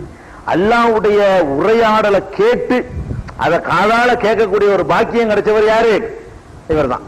எப்படியாவது கலிமுல்லாண்டு அவருக்கு பட்டம் இருக்கிறது. இஸ்தனாத்துக்களினா கலாமி என்ன பேசுறதுக்கு உன்னையே நான் தேர்ந்தெடுத்துக் கொண்டேன் அப்படின்னு அல்லாஹ் சொல்றான். மூசா அலைஹிஸ்ஸலாம் இறைவனோட பேசுறது என்பது வந்து ஒரு பெரிய தரஜா என்பது நம்ம ஏற்கனவே நினைஞ்சிருக்கிறோம், சொல்லி இருக்கிறோம். மூசா நபி இறைவன்கிட்ட பேசுனது என்பது அது போக வந்து இந்த மூசா நபிக்கு கொடுத்த இந்த தௌராத்து வேதம் இருக்குதே, இந்த தௌராத்து வேதத்தை பல நபிமார்கள் திருப்பி அதை ஃபாலோ பண்ணாங்க. அவங்களுக்கு தனி வேதம் கொடுத்தாலும் எல்லாரும் எதையும் எடுத்துக்கிறாங்க, மூசா நபி தௌராத்தையும் வச்சுக்கிறாங்க. வேற ஒரு நபி வந்தா கூட மெயினான இவருக்கு வந்து தௌராத் இருக்க அதை வந்து மிஸ் பண்ணிட மாட்டாங்க. ஈசா அலைஹிஸ்ஸலாம் சொல்லும் போது கூட இது அல்லம் துக்க தௌராத்த ஒரு இஞ்சில் நல்லா சொல்றான், ஈசாவே உனக்கு தௌராத்தையும் தந்தேன் இஞ்சிலையும் தந்தேங்கிறான். தௌராத்து மூசா நபிக்குள்ள வேதம், அந்த மூசா நபி வேதத்தை வந்து உனக்கும் கற்று தந்தேன் அப்படின்னு சொல்லி காட்டுறான். அப்ப இன்னும் அன்சல்ன தௌராத்தை யஹ்குமு பிஹன் நபியூன, நான் தௌராத்தை இறக்கினோம், அதை கொண்டு பல நபிமார்கள் தீர்ப்பளித்தார்கள். இந்த மூசா நபி கொடுத்த அந்த வேதம் அவருக்கு பின்னாடி வந்த பல நபிமார்களுக்கும் வேதமா இருந்துச்சு. அதோடு அவங்களுக்குன்னு உள்ள பிரத்யேகமான வேதத்தை எல்லாம் கொடுப்பான். மெயின் வேதமாக இந்த தௌராத்தும் சட்டத்திட்டங்கள்ல மாற்றங்கள் இருக்கும்ல, அதுக்கு தனி வேதமும் கொடுக்கப்படும். கொள்கை கோட்பாடு எல்லாம் இந்த தௌராத் அடிப்படையில் இருக்கும். அப்ப இந்த மூசா நபி வந்து ஒரு மிகச்சிறந்த ஒரு பட்டியலில் உடையாந்துறார். அவருடைய வேதத்தை ஃபாலோ பண்ணக்கூடிய அளவுக்கு பல பேர் அல்லாஹ் ஆக்கி இருக்கிறதுனால மூசா நபியுடைய இடத்தை வந்து நம்ம கம்பேர் பண்ணவே முடியாது. அதை விட நபிகள் நாயகம் ஸல்லல்லாஹு அலைஹி வஸல்லம் ஒரு கட்டத்தில் சொல்லும் பொழுது தன்னையும் அவரையும் கம்பேர் பண்ணவே மறுத்துட்டாங்க. ரெண்டு பேரும் அடிச்சுக்கிறாங்கல்ல, ஒரு யூதரும் ஒரு முஸ்லீமும் சண்டை போட்டுக்கிற பொழுது முஸ்லீம் என்ன பண்ணுவாரு, யூதரு மூசாவை முகமதை விட சிறப்பித்த இறைவன் மீது ஆணையாக பாரு யூதர். ஒண்ணு முஸ்லீம் கோபம் வந்துடும், முகமது நபி மூசாவோட சிறப்பித்த ஒரு ஆணையா அந்த சண்டை நடக்கும்போது முஸ்லீம் என்ன பண்ணுவார், கோபத்தில் அரைஞ்சிடுவார் அவரை, யார யூதரை கேஸ் கொண்டு வந்துருவாரு நபி ஸல்லல்லாஹு அலைஹி வஸல்லம் அவங்கள்ட்ட. அல்லாஹ்வுடைய தூதரே யூதர் இந்த மாதிரி நான் சொன்னேன் அடிச்சுட்டான் உங்க ஆளு என்னன்னு கேட்டு சொல்லுங்க. உடனே நபி ஸல்லல்லாஹு அலைஹி வஸல்லம் சொல்றாங்க, அப்படிலாம் சொல்லாதீங்க, மூசாவை விட என்னை நீங்க சிறப்பித்து பேசாதீங்க. ஏன்னா மறுமை நாள்ல வந்து எல்லாரும் மூர்ச்சையாய் விழுந்துருவோம் இல்லையா, மூர்ச்சையாய் விழுந்த உடனே முதல்ல நான் எந்திரிப்பேன், எல்லாரும் மூர்ச்சையாயிருவோம். அந்த அதிர்ச்சியில மூர்ச்சையான பிறகு ஃபர்ஸ்ட் எழும்புற ஆள் யாருன்னு கேட்டா நான் தான். நான் எந்திரிச்சு போட்டு அவர் நின்று இருப்பாருங்க. ரசூல் ஸல்லல்லாஹு அலைஹி வஸல்லம் சொல்றாங்க, நான் தான் முதல்ல எந்திரிப்பேன், ஆனால் அங்க மூசா நின்று இருப்பாரு, எனக்கு முந்தி அவருங்கிறாங்க. ரசூல் ஸல்லல்லாஹு அலைஹி வஸல்லம் வந்து அதை எப்படி சொல்லி காட்டுறாங்கன்னு கேட்டா, நான் தான் முதல் எந்திரிப்பேன், ஆனா நான் எந்திரிக்கும் அவர் நிப்பாருன்னு அர்த்தம், அவர் என்னை விட முந்திட்டாருன்னு அர்த்தம். முதல் எழுப்பப்படுற ஆள்ல யார் நிக்கிறாரு, அவர் இருப்பாரு. அது கூட ரசூல் ஸல்லல்லாஹு அலைஹி வஸல்லம் வந்து காரணம் தெரியலன்ட்டாங்க. ஒருவேளை எனக்கு முந்தி அவர் எந்திரிச்சிட்டாரா, அல்லது ஏற்கனவே ஒரு மூர்ச்சை ஆயிருக்காரு உலகத்துல. எப்ப ஆயிருக்கிறாரு, இறைவா உன்னை பார்க்கணும்டாரு. அல்லாஹ் என்ன பண்ணிட்டான், அந்த மலைக்கு தன்னுடைய காட்சியை காட்டின உடனே மூர்ச்சையை விழுந்துட்டாரு. ஏற்கனவே ஒரு மூர்ச்சை ஆயிட்டதுனால மூர்ச்சை ஆகாமலே ஒரு நிப்பாட்டி வச்சுட்டானான்னு எனக்கு தெரியல. ரசூல் ஸல்லல்லாஹு அலைஹி வஸல்லம் சொல்றாங்க, என்னைய போலவே எல்லாரையும் போல மூர்ச்சையாகி ஃபர்ஸ்ட் எந்திரிச்சிட்டாரா, அல்லது உலகத்தில் ஒரு மூர்ச்சையாக்குன காரணத்தினால எல்லாரும் மூர்ச்சையாகும் போது அவர் மட்டும் மூர்ச்சையாகவும் நிக்கிறாருன்னு எனக்கு தெரியல. நான் எந்திரிக்கும் ஒரு நிப்பார், அது மட்டும் கன்ஃபார்ம். நான் எழுந்திருக்கக்கூடிய நேரத்தில் எனக்கு முந்தி அவர் நிற்பார். மூர்ச்சையிலிருந்து எந்திரிச்சு நிற்கிறாரா எனக்கு தெரியாது, அல்லது மூர்ச்சையாகாம நிற்கிறாரா எனக்கு தெரியாது என்று பெருமானார் ஸல்லல்லாஹு அலைஹி வஸல்லம் சொன்ன செய்தியை நம்ம ஏற்கனவே இதை மூசா நபியுடைய அந்த வர சிறப்பை சொல்லக்கூடிய நேரத்தில் நம்ம சொல்லி இருக்கிறோம். மூசா நபியுடைய சிறப்பை பேசி வரும்பொழுது சொல்லி இருக்கிறதுனால மூசா நபி அவர்கள் நபிகள் நாயகம் ஸல்லல்லாஹு அலைஹி வஸல்லத்தை விட முதல்ல நிற்கக்கூடிய ஆள் மறுமையில எந்திரிக்கிறதுல. ஒவ்வொருத்தருக்கும் ஒவ்வொரு வகையான சிறப்பு, டோட்டல் சிறப்பு நீங்க கொடுத்துடக்கூடாது. முதல்ல ஆடை அணிவிப்பது இப்ராஹிம் நபிக்குன்னு வருது. ஆடை அணிவிக்கிற சிறப்பு முதல்ல இப்ராஹிம் நபிக்கு, பரிந்துரை பேசுற சிறப்பு நபி ஸல்லல்லாஹு அலைஹி வஸல்லத்துக்கு, முதல் எந்திரிக்கிற சிறப்பு மூசா நபிக்கு. இப்படி குறிப்பிட்ட சில நபிமார்களுக்கு குறிப்பிட்ட சில சிறப்புகளை அல்லாஹ் வழங்குவான்னு சொல்லும் பொழுது இவரை ஒரு செலக்ட் பண்ணி அல்லாஹ் என்ன செய்யறான், ஒரு முக்கியத்துவம் கொடுத்து செய்யறான். அப்படிங்கிற ஒரு அடிப்படையில் பார்க்கும் பொழுது இந்த ஹிலர் உயர்ந்தவரா சர்ச்சைக்கு இடமே கிடையாது. அல்லாஹ் வந்து ஹதீஸ்ல ஒரு ஃபதபல்லாஹு கொண்டு அவரை தண்டித்தான். அவரை தண்டிப்பதற்காக வேண்டிதான் அல்லாஹ் என்ன செஞ்சான், இந்த மாதிரியான ஒரு வேலையை செஞ்சானே தவிர அவருக்கு இவரை விட கூடுதலான அறிவு இருக்குங்கிறதுக்காக இல்ல என்பதை நம்ம விளங்கிக் கொள்ளணும். அதனால இதை வைத்துக் கொண்டு நபி சிறந்தவரா வழி சிறந்தவரா மறைவானது தெரியுமா, அதுக்குதான் தெரியாத விஷயங்களே அதுல நிறைய வந்திருக்குது. ஹிலருக்கு தெரியாத பல விஷயங்களும் இந்த சம்பவத்தில் இருக்கிறத நம்ம விளங்கி பார்த்தோம்னு சொன்னா அப்படிலாம் மறைவான ஞானம் அப்படிலாம் ஒண்ணுமே கிடையாது என்பதை விளங்கிக் கொள்ளலாம். இந்த இடத்துல ஹிலருங்கிறது வந்து இவரை பத்தி உள்ள இன்னொரு செய்தியை சொல்ல வேண்டியிருக்கு. இவருக்கும் தனியா வரலாறு போட முடியாது, மூசா நபி வரலாறுக்குள்ள சேர்த்து விட்டு போயிட வேண்டியதான். இந்த ஹிலருங்கிறவரை பொறுத்த வரைக்கும் மக்கள் மத்தியில் என்ன நம்பிக்கை இருக்குன்னு கேட்டா, அவர் ஹயாத் நபியாம். ஹிலர் நபி யாரு, ஹயாத் நபி. ஹயாத் நபினா என்னப்பா அர்த்தம்னு கேட்டா, அவர் இன்னமும் மௌத்தாவா இருந்துகிட்டு இருக்கிறாரு. நபி ஸல்லல்லாஹு அலைஹி வஸல்லம் காலத்துல இருந்தாரு, மூசா நபி காலத்துல இருந்தாரு, அதுக்கு முந்தைய பிடிச்சி இருந்துகிட்டு இருக்கிறார். பல ஆண்டுகளாக லட்சம் வருடங்களாக இருந்து கொண்டே இருக்கிறாரு. அதை பத்தி நிறைய கதைகள் வர இருந்துகிட்டு இருக்கிறாருன்னு சொல்லி சும்மா விட்டுட்டு போறது இல்ல. அவர் என்ன செய்வாராம், ஒவ்வொரு வருஷமும் ஹஜ்ஜுக்கு வருவாராம். ஹிலர் வந்து என்ன செய்வாராம், ஹஜ்ஜுக்கு வருவாராம். வந்து அவர் எல்லாத்தையும் ஹாஜிகள்ட்ட எல்லாம் முசாவா பண்ணுவாராம். யார்கிட்ட வந்து ஹிலர் முசாவா பண்ணிவிட்டாரோ அந்த ஹஜ்ஜு கன்ஃபார்மா அல்லாஹ் ஏத்துக்கிட்டான்னு அர்த்தமா. அந்த ஹஜ்ஜு தான் மக்பூலாம். மக்பூலான ஹஜ், ஏற்றுக்கொள்ளப்பட்ட ஹஜ்ஜுக்கு என்ன அடையாளம்னு கேட்டா, ஹிலர் வந்து முசாவா பண்ணிடுவாரு. ஹிலர் முசாவா பண்ணாரு எனக்கு எப்படி தெரியும் அப்படின்னு கேட்டா, அதுக்கு ஒரு கதை. என்ன கதைன்னு கேட்டா, இந்த கட்டவரல் இருக்குல்ல, வலது கையில உள்ள கட்டவரல், இதுல வந்து அவருக்கு எலும்பு இருக்காது, சதையாத்தான் இருக்குமா. இப்ப நமக்கு எலும்பு இருக்குல்ல, இந்த கட்டவரல் மட்டும் என்ன இருக்காது ஹிலருக்கு. அதுக்கு தான் முசாவா செய்யும்போது இப்படி பண்ணுவாங்க, நீ பாத்திருக்கீங்களா? ஹதீஸ் படி நம்ம இப்படி செய்வோம். முசாபா பண்ணக்கூடிய ரெண்டு கையில முசாபா செய்யக்கூடிய நம்ம ஆளுக்கு என்ன செய்வாங்கன்னு கேட்டா, பிடிச்சு இப்படி அமுக்குவாங்க. இது கொடுத்து இந்த கட்டவரல்ல எலும்பு இருக்கான்னு அதான் விஷயம். நீங்க முசாவா செய்யும்போது வயசான ஆட்கள்ட்ட முசாவா பண்ணீங்கன்னா, கையை கொடுத்தீங்கன்னா என்னங்களேன் அவங்களுக்கு தெரியும் எப்படி பண்ணுவாங்க. இப்படி கொடுத்து இந்த விரல இவர் அமுக்குவார், அந்த விரல அவர் அமுக்குவார். அப்ப இந்த விரல்ல எலும்பு இருக்கான்னு பாக்குறாங்களா, அப்படி நடக்குதா? இந்த கட்ட விரல்ல எலும்பு இல்லைன்னா வந்தது ஹிலரு. ஒருத்தன் சொல்லி நான் பார்த்தேன்னு சொல்லு, கட்ட விரல்ல எலும்பு இல்லாத இத்தனை வருடமா வெளியிட்டு இருக்கிறத யாரும் பார்த்தது கிடையாது. இல்லைங்களா? அப்படி இதெல்லாம் எங்க இருக்குதுன்னா ஒண்ணுமே கிடையாது. இதுக்கு தான் இந்த முசாபாவுடைய மெத்தடை மாத்தி விட்டாங்க. ஒரு சுன்னத்தான முசாபகா நபிகள் நாயகம் ஸல்லல்லாஹு அலைஹி வஸல்லம் ஒத்த கையை கொடுத்தாங்க. ஒரு கையை கொடுத்து சந்திப்பதுதான் முசாபகாண்டு வருது. ரெண்டு கையால் முசாபாவுக்கு எந்த ஒரு ஆதாரமும் கிடையாது. ரசூல் ஸல்லல்லாஹு அலைஹி வஸல்லம் காலமெல்லாம் ஒரு கை தான் கொடுத்தாங்க. அழகான ஒரு சுன்னத்து, ஒரு ஸ்டைலான ஒரு சுன்னத்து, பாக்குறதுக்கு ஒரு அழகா இருக்கக்கூடிய ஒரு சுன்னத்தை கெடுக்கிறதுக்கு காரணமா இருந்து இந்த ஹிலரை பத்தி இட்டு கட்டுறான். இந்த இட்டு கட்டின செய்தி தான். அப்ப இந்த கையை எலும்பு தடவி பார்க்கறதுக்காக இப்ப ரெண்டு கையை கோர்த்தாச்சு. சரியா? இப்ப ஹிலருங்கிற உண்மையில உயிரோட இருக்கிறாரா? இப்ப இருக்க முடியுமா என்று கேட்டால் இருக்க முடியாது. ஏன் முடியாது என்று கேட்கிறோம்னு கேட்டா, அல்லாஹ் நபிமார்கள்ட்ட ஒரு உடன்படிக்கை எடுக்கிறான். குர்ஆன்ல இருக்குது. இது அகதல்லாஹு மீசாக்க நபியின, நபிமார்கள் அத்தனை பேர்கிட்ட ஒரு அக்ரிமெண்ட் எடுக்கிறான். இப்ப நம்ம இந்த அக்ரிமெண்ட் இல்லது, அது நபிமார்களுடைய அந்த ஆலமுல் அர்வாஹ் அந்த மாதிரியான ஒரு உடன்படிக்கை. எப்படி நம்மளெல்லாம் நான் உங்கள் இறைவன் இல்லையான்னு நல்லா கேட்டான், நம்ம யாருக்கா யாபம் இருக்குதா? யாபம் இல்ல.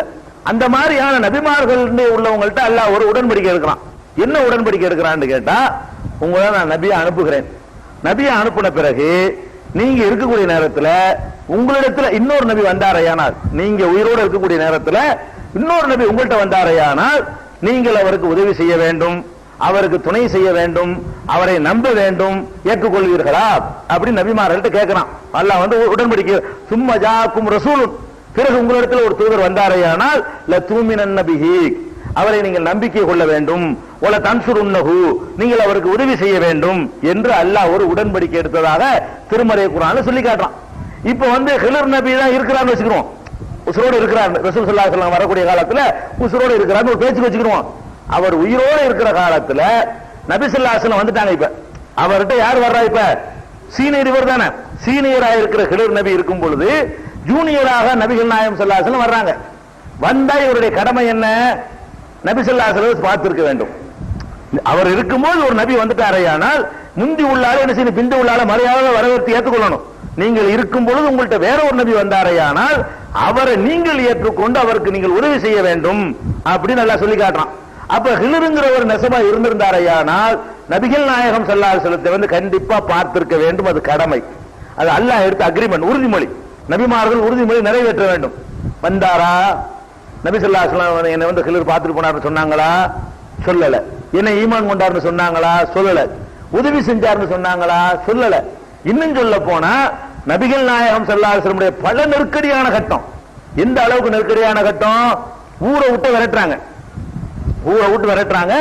அவங்களும் அபூபக்கர் ரலியல்லாஹு அன்ஹு அவர்களும் மறைஞ்சு ஒரு மாதிரியா குறுக்கு வழியில, மெயின் பாதையை விட்டுட்டு குறுக்கு வழியில மதீனாவுக்கு வருவதற்கு பிளான் பண்றாங்க. அப்ப ரூட் தெரியல, மெயின் பாதைன்னு தெரியும், கடற்கரை ஓரமா சுத்தி கித்தி மாட்டிக்கிறாம போறதா இருந்தா ஆள் தெரியல. அப்ப முஸ்லிம் அல்லாத ஒருவரை, நம்பகமான ஒரு ஆளை ஏற்பாடு பண்ணி அவர் வழிகாட்டக்கூடிய ரூட்டுகள் தெரிஞ்சவர், அவரை வழிகாட்டியா எடுத்துக்கொண்டு ரசூல் ஸல்லல்லாஹு அலைஹி வஸல்லம் மதீனாவை அடைஞ்சாங்க. இவர் இருந்தா இவர் நான் காட்டுறேன்னு சொல்ல வேண்டியானே, ரூட்டு தானே. இவர் எல்லாம் உலகத்தை சுத்திட்டு இருக்கிறாரு. உலகம் சரியான அனுபவசாலி இல்லை, லட்சக்கணக்கான வருஷம் அனுபவம் இருக்குமே.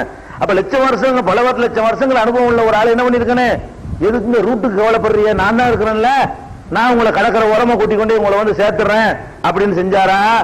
பதிர் போர்ல கலந்துக்கிட்டாரா? பதிர் நெருக்கடியான கட்டத்துல இவரெல்லாம் கண்டிப்பா இருந்தா பதிர் போர்ல கலந்து இருக்கணும்ல. பதிர் லிஸ்ட்ல ஹிலர் பேரை காணாம, உஹது லிஸ்ட்ல இவர் பேரை காணாம, புனைன், கந்தக்கு, அகல்பூர் எவ்வளவு நெருக்கடியான கட்டம், ஊரை சுத்தி வளைச்சு விட்டு ரவுண்டு கட்டிட்டாங்க. அந்த நேரத்திலேயே நான் குதிச்சுட்டாரா? நான் விட்டேன், கவலைப்பட்டேன், ஒரு ஆளு என்னையும் சேர்த்துக்கிறேங்க. அப்ப இவர் உண்மையில இருந்திருந்தார் சொன்னா நபி ஸல்லல்லாஹு அலைஹி வஸல்லம் வந்திருந்த காலத்துல அவர் தன்னுடைய பங்களிப்பு செஞ்சிருக்கணும். அல்லாஹ்வுடைய தூதர் இருக்கிறாங்க, சிறந்த நபி, உயர்ந்த ஒரு நபியை நம்ம காலத்துல பாக்குறோம். அவர் சந்திக்கிற ஒரு பெரிய பாக்கியம். பிரயாணமெல்லாம் ஒரு பிரச்சனை இல்லையா? இவங்க சொல்ற கதை பிரகாரம் அவர் சும்மா காத்தா பறக்குவார், எங்கேயும் வருவாரு. அப்ப கார் பஸ் எல்லாம் அவருக்கு தேவையில்லையே, இங்க இருப்பாரு அங்க இருப்பாரு, எல்லாம் அப்படிப்பட்ட ஆளத்தான் இருக்காரு அவரு. அந்த மாதிரியான ஒரு ஆளு நீங்க நம்புறதா இருந்தா அவர் பாட்டுக்கு ரசூல் ஸல்லல்லாஹு அலைஹி வஸல்லம் பார்க்கணும், சந்திக்கணும், உங்களுக்கு உறுதுணையா நிக்கணும். அபூபக்கருடைய இடத்தை அவர் கைப்பற்றிருக்கணும்லங்க, அதை செஞ்சிருக்கணும். அது போக வெட்டியா நபின வெட்டி வேலை வெட்டிலாம் சுத்துற வேலை. நபின்னா ஒர்க் பண்ணணுங்க. நான் ஒர்க் பண்றேன், நீங்க ஒர்க் பண்றீங்க, உங்களுக்கு கடமை சுமத்தப்பட்டிருக்குது, நன்மை தீமையை தடுக்கிற வேலை. இவர் சுத்திக்கிட்டே இருக்காரு, என்ன வேலை செய்யறாரு இவரு? நபிங்கிற முறையில் இவர் என்ன பணி செய்யறாரு? யாருக்கு போய் சொல்றாரு? ஒரு ஆள் தொழுவுன்னு சொல்லியிருக்காரு வரைக்கும். உயிரோடு இருக்கிறார் சொன்னா ஒரே ஒரு அழகு தொழுவுன்னு சொல்லியிருப்பாரா? ஒரே ஒரு ஆளை நோம்பு சொல்லியிருப்பாரா? ஒரே ஒரு அனாச்சாரத்தை போய் நின்று தடுத்து நிறுத்திருப்பாரா? அப்படி ஒரு சம்பவம் எங்க நடந்திருக்கா? இல்ல. ஏன் இல்ல? இல்ல. என்ன செய்யறதுக்கு இருந்தாலும் நடந்திருக்கு. அதை விட்டுருங்க. நபி ஸல்லல்லாஹு அலைஹி வஸல்லம் காலத்துக்கு பிறகு எவ்வளவோ சண்டைகள், யுத்தங்கள், சஹாபாக்களை அடிச்சுக்கிட்டு போற நின்றாங்க. ரசூல் ஸல்லல்லாஹு அலைஹி வஸல்லத்துக்கு பிறகு யார ஜனாதிபதி ஆக்குறது சண்டை. உடனே வந்து குதிச்சு, நான் நபி, நான் சொல்றேன் இப்ப அபூபக்கர் ஆக்குங்கன்னா தீர்ந்து போச்சு பிரச்சனை. அவளை அடிச்சுக்கிட்டு இருக்கணுமா? அடக்கிறதுக்கு சண்டைக்கா மூத்தா போயிட்டாங்களா இல்லையான்னு சண்டை பிடிச்சிக்கிட்டு 3 நாள் வரைக்கும் அடக்காம போட்டு வச்சிருந்தாங்க நபி ஸல்லல்லாஹு அலைஹி வஸல்லம் அவங்கள. அப்ப ஒரு வந்து டக்குன்னு குதிக்க வேண்டிய நெருக்கடியான இருந்தானே. கவலைப்படாது, நான் தான் ஹிலர் நபி, அவன் ரசூலுல்லாஹ் இறந்துட்டாங்க, அடக்கம் பண்ணிருங்க, இவரை ஜனாதிபதி ஆக்கிருங்க, எல்லா பிரச்சனையும் தீர்ந்து போச்சுன்னு சொல்லிட்டு போயிருக்கலாம்ல. அவங்களா பேசி மக்கள் தீர்த்துக்கிட்டாங்களே தவிர என்ன வரல. இவர் வந்து குதிக்கல. அலியும் ஆயிஷாவும் யுத்தம் செய்யறாங்க. உடனே இவர் வந்து என்ன யுத்தம் செய்றீங்க, யார் பக்கம் விசாரிக்க வாங்க, நான் விசாரிக்கிறேன், நீ தான் சரி, நீ சரியில்லை, தீர்த்து வச்சிருக்கணும்ல. ஒரு கட்டத்திலே வரலையே. 14 காலம நபிகள் நாயகம் ஸல்லல்லாஹு அலைஹி வஸல்லம் உம்மத்து இன்னைக்கு இருக்கு. இப்ப கபர் வணங்கில் நம்மளுக்கு சண்டை, மதுவாதிக்கு நமக்கு சண்டை, பிதத்துக்காரனுக்கு நமக்கு சண்டை. உடனே குதிக்க வேண்டியதானே. என்னப்பா சண்டை, வாப்பா எல்லாரும் கிளர் நபி வந்துட்டாவா, இங்க வா, இதான் மேட்ரு, நீங்க சரி தப்புனா எல்லாம் முடிஞ்சு டாபிக் ஓவர் குடசாயிருமே. அவர் இருந்திருந்தாருன்னு சொன்னா அவர் செய்யற முக்கியமான வேலை என்னது? இன்னைக்கு எல்லாம் ஒரு அணியை ஆக்கி விட்டுலாமே. அவர் ஹிலர் நபின்னு ஒரு ஆதாரத்தோட வந்து நம்ம மறுக்கவா போறோம், நம்ம சண்டையா பிடிச்சிக்கிடுவோம். அவர் தான் ஹிலர் நபி. ஒரு நபி எப்படி ஆதாரத்தோட வருவாங்களோ அந்த மாதிரி அத்தாட்சியை கொண்டாந்து காட்டினார்னு சொன்னா ஓகே, ஜட்ஜ்மெண்ட் பண்ணி ஏத்துக்கிறோம். கபர் தான் போகணும், நிறைய போயிட்டு போறோம். நபி சொன்னார்னு கேட்க வேண்டியதானே. நபி வந்து சொன்னார்னு சொன்னா, இறை தூதர் சொன்னார்னா இறைவன் சொன்னா அப்பீல் கிடையாது. எந்த ஏன் வரல, வரகானா இல்ல, அப்படிலாம் இல்ல. ஹிலருங்கிறவரெல்லாம் என்ன செய்யலாம் இருந்தார். மூசா நபி காலத்துல வாழ்ந்த ஒரு மனிதர், அவ்வளவுதான். மூசா நபி காலத்துல எல்லா மனிதரும் போற மாதிரி அவருக்கு என்ன வயசு எல்லாம் கொடுத்தானோ அந்த வயசு முடிஞ்சவங்க மூத்தா போயிருப்பார் என்றுதான் தீர்மானிக்கணுமே தவிர அவர் உயிரோடு இருக்கிறார் நம்புவதற்கு எந்த விதமான முகாந்திரமும் இல்லை. இன்னும் சொல்ல போனா ஒரு நாள் நபிகள் நாயகம் ஸல்லல்லாஹு அலைஹி வஸல்லம் அவர்கள் இஷா தொழுகை லேட் ஆக்குறாங்க. ஒரு நாள் இஷா தொழுகை வந்து லேட் ஆக்குறாங்க. இஷா தொழுகை லேட்டா தொழுவது வந்து ஒரு தேர்ந்தெடுக்கப்பட்ட சுன்னத்தும் கூட. இஷா தொழுகையை முன்னாடி தொழுவாம லேட்டா ரசூல் அப்படி சொன்னாங்க. மக்களுக்கு சிரமம் இல்லைன்னு சொன்னா பாதி இரவு வரைக்கும் இஷாவை தள்ளி வச்சிருப்பேன். நமக்கு சிரமத்துக்காக வேண்டிதான் இஷாவை வந்து தள்ளி வைக்கல. 8, 9 படுத்துக்கிறங்க, 12 மணிக்கு வர சொன்னா என்ன ஆகுது நம்ம லைஃப், மக்களுக்கு கஷ்டமா போயிடும் அப்படிங்கறதுனால ஆக்கலண்டாங்க. ஒரு நாள் என்ன பண்ணிட்டாங்க, ரசூல் ஸல்லல்லாஹு அலைஹி வஸல்லம் இஷாவை தொழுவ லேட் பண்ணிட்டாங்க. எந்த அளவு லேட் ஆகிட்டாங்க, உட்கார்ந்து தூங்க ஆரம்பிச்சிட்டாங்க சஹாபாக்கள்லாம். அவங்க தன்னிச்சையா ஜமாத் நடத்த மாட்டாங்க ரசூலுல்லாஹ் வாழும்போது. ரசூல் ஸல்லல்லாஹு அலைஹி வஸல்லம் இல்லைன்னா நம்ம இமாம் லேட் ஆக்கணும் நம்ம பார்த்துட்டு இருக்க மாட்டோம். நமக்கு டைம் நம்ம போயிட்டு இருக்கோம் தொழுது விட்டு. ரசூல் ஸல்லல்லாஹு அலைஹி வஸல்லம் இருக்கக்கூடிய காலத்துல அப்படிலாம் முடிவு எடுக்க மாட்டாங்க. தன்னிச்சையா ரசூலுல்லாஹ் வரட்டும் உட்கார்ந்துட்டே தூங்க ஆரம்பிக்கிறாங்க. தொழுதெல்லாம் முடிஞ்சிச்சு. முடிஞ்சவன மக்கள்கிட்ட ரசூல் ஸல்லல்லாஹு அலைஹி வஸல்லம் பயான் பண்றாங்க. என்ன பயான் பண்றாங்க? இன்னைக்கு உலகத்துல இந்த நேரத்தில் நம்மை தவிர யாரும் அல்லாஹ் வணங்கல. ஒரு 12 மணி 1 மணி சாமத்துல இஷாவை தொழுது விட்டு மக்கள்கிட்ட சொல்றாங்க, இந்த நேரத்தில் பரவாயில்ல நேரம் தானே, இஸ்லாங்கிறது மதீனா சுத்து வட்டாரத்தில் சில ஊர்கள்ல இருக்கு, வேற ஊர்ல எல்லாம் இஸ்லாம் இல்லாத ஊரு. இன்னைக்கு எப்படி சொல்ல இயலாது. இந்த நேரத்தில் நம்ம தொழுகிறோம், யாரும் தொழுன்னு சொல்ல முடியுமா? எந்த வினாடி எங்கேயாவது தொழுதுட்டு இருப்பாங்க. நீங்க இங்க இஷா தொழும்பு எவனா மகரையும் தொழுதுட்டு இருப்பான், எவனா லோர் தொழுதுட்டு இருப்பான், எவனா அசர் தொழுதுட்டு இருப்பான். ஏதாவது ஒரு தொழில் நடந்துகிட்டு இருக்கு. அல்லாஹ் தொழாத ஒரு செகண்ட் கூட உலகத்துல இல்ல. இந்த செகண்ட் எங்க மகரிப் தொழுகையா இருக்கும், இந்த செகண்ட் எங்க இஷா தொழுகையா இருக்கும்.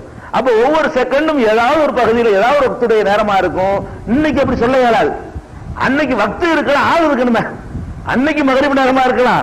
அங்க மக்கள்கிட்ட இஸ்லாம் போனாதான் தொழுவாங்க. அதுக்கு அன்னைக்கு வக்து இருக்க முடியுமே தவிர அந்த வக்துல தொழக்கூடியவர்கள் இருக்க மாட்டாங்க. அதுதான் சொன்னாங்க, இன்னைக்கு இந்த நேரத்தில் உலகத்துல யாரும் அல்லாஹ்வை தொழவில்லை, நம்ம மட்டும்தான் தொழுது இருக்கிறோம் அப்படின்னு சொல்றாங்க.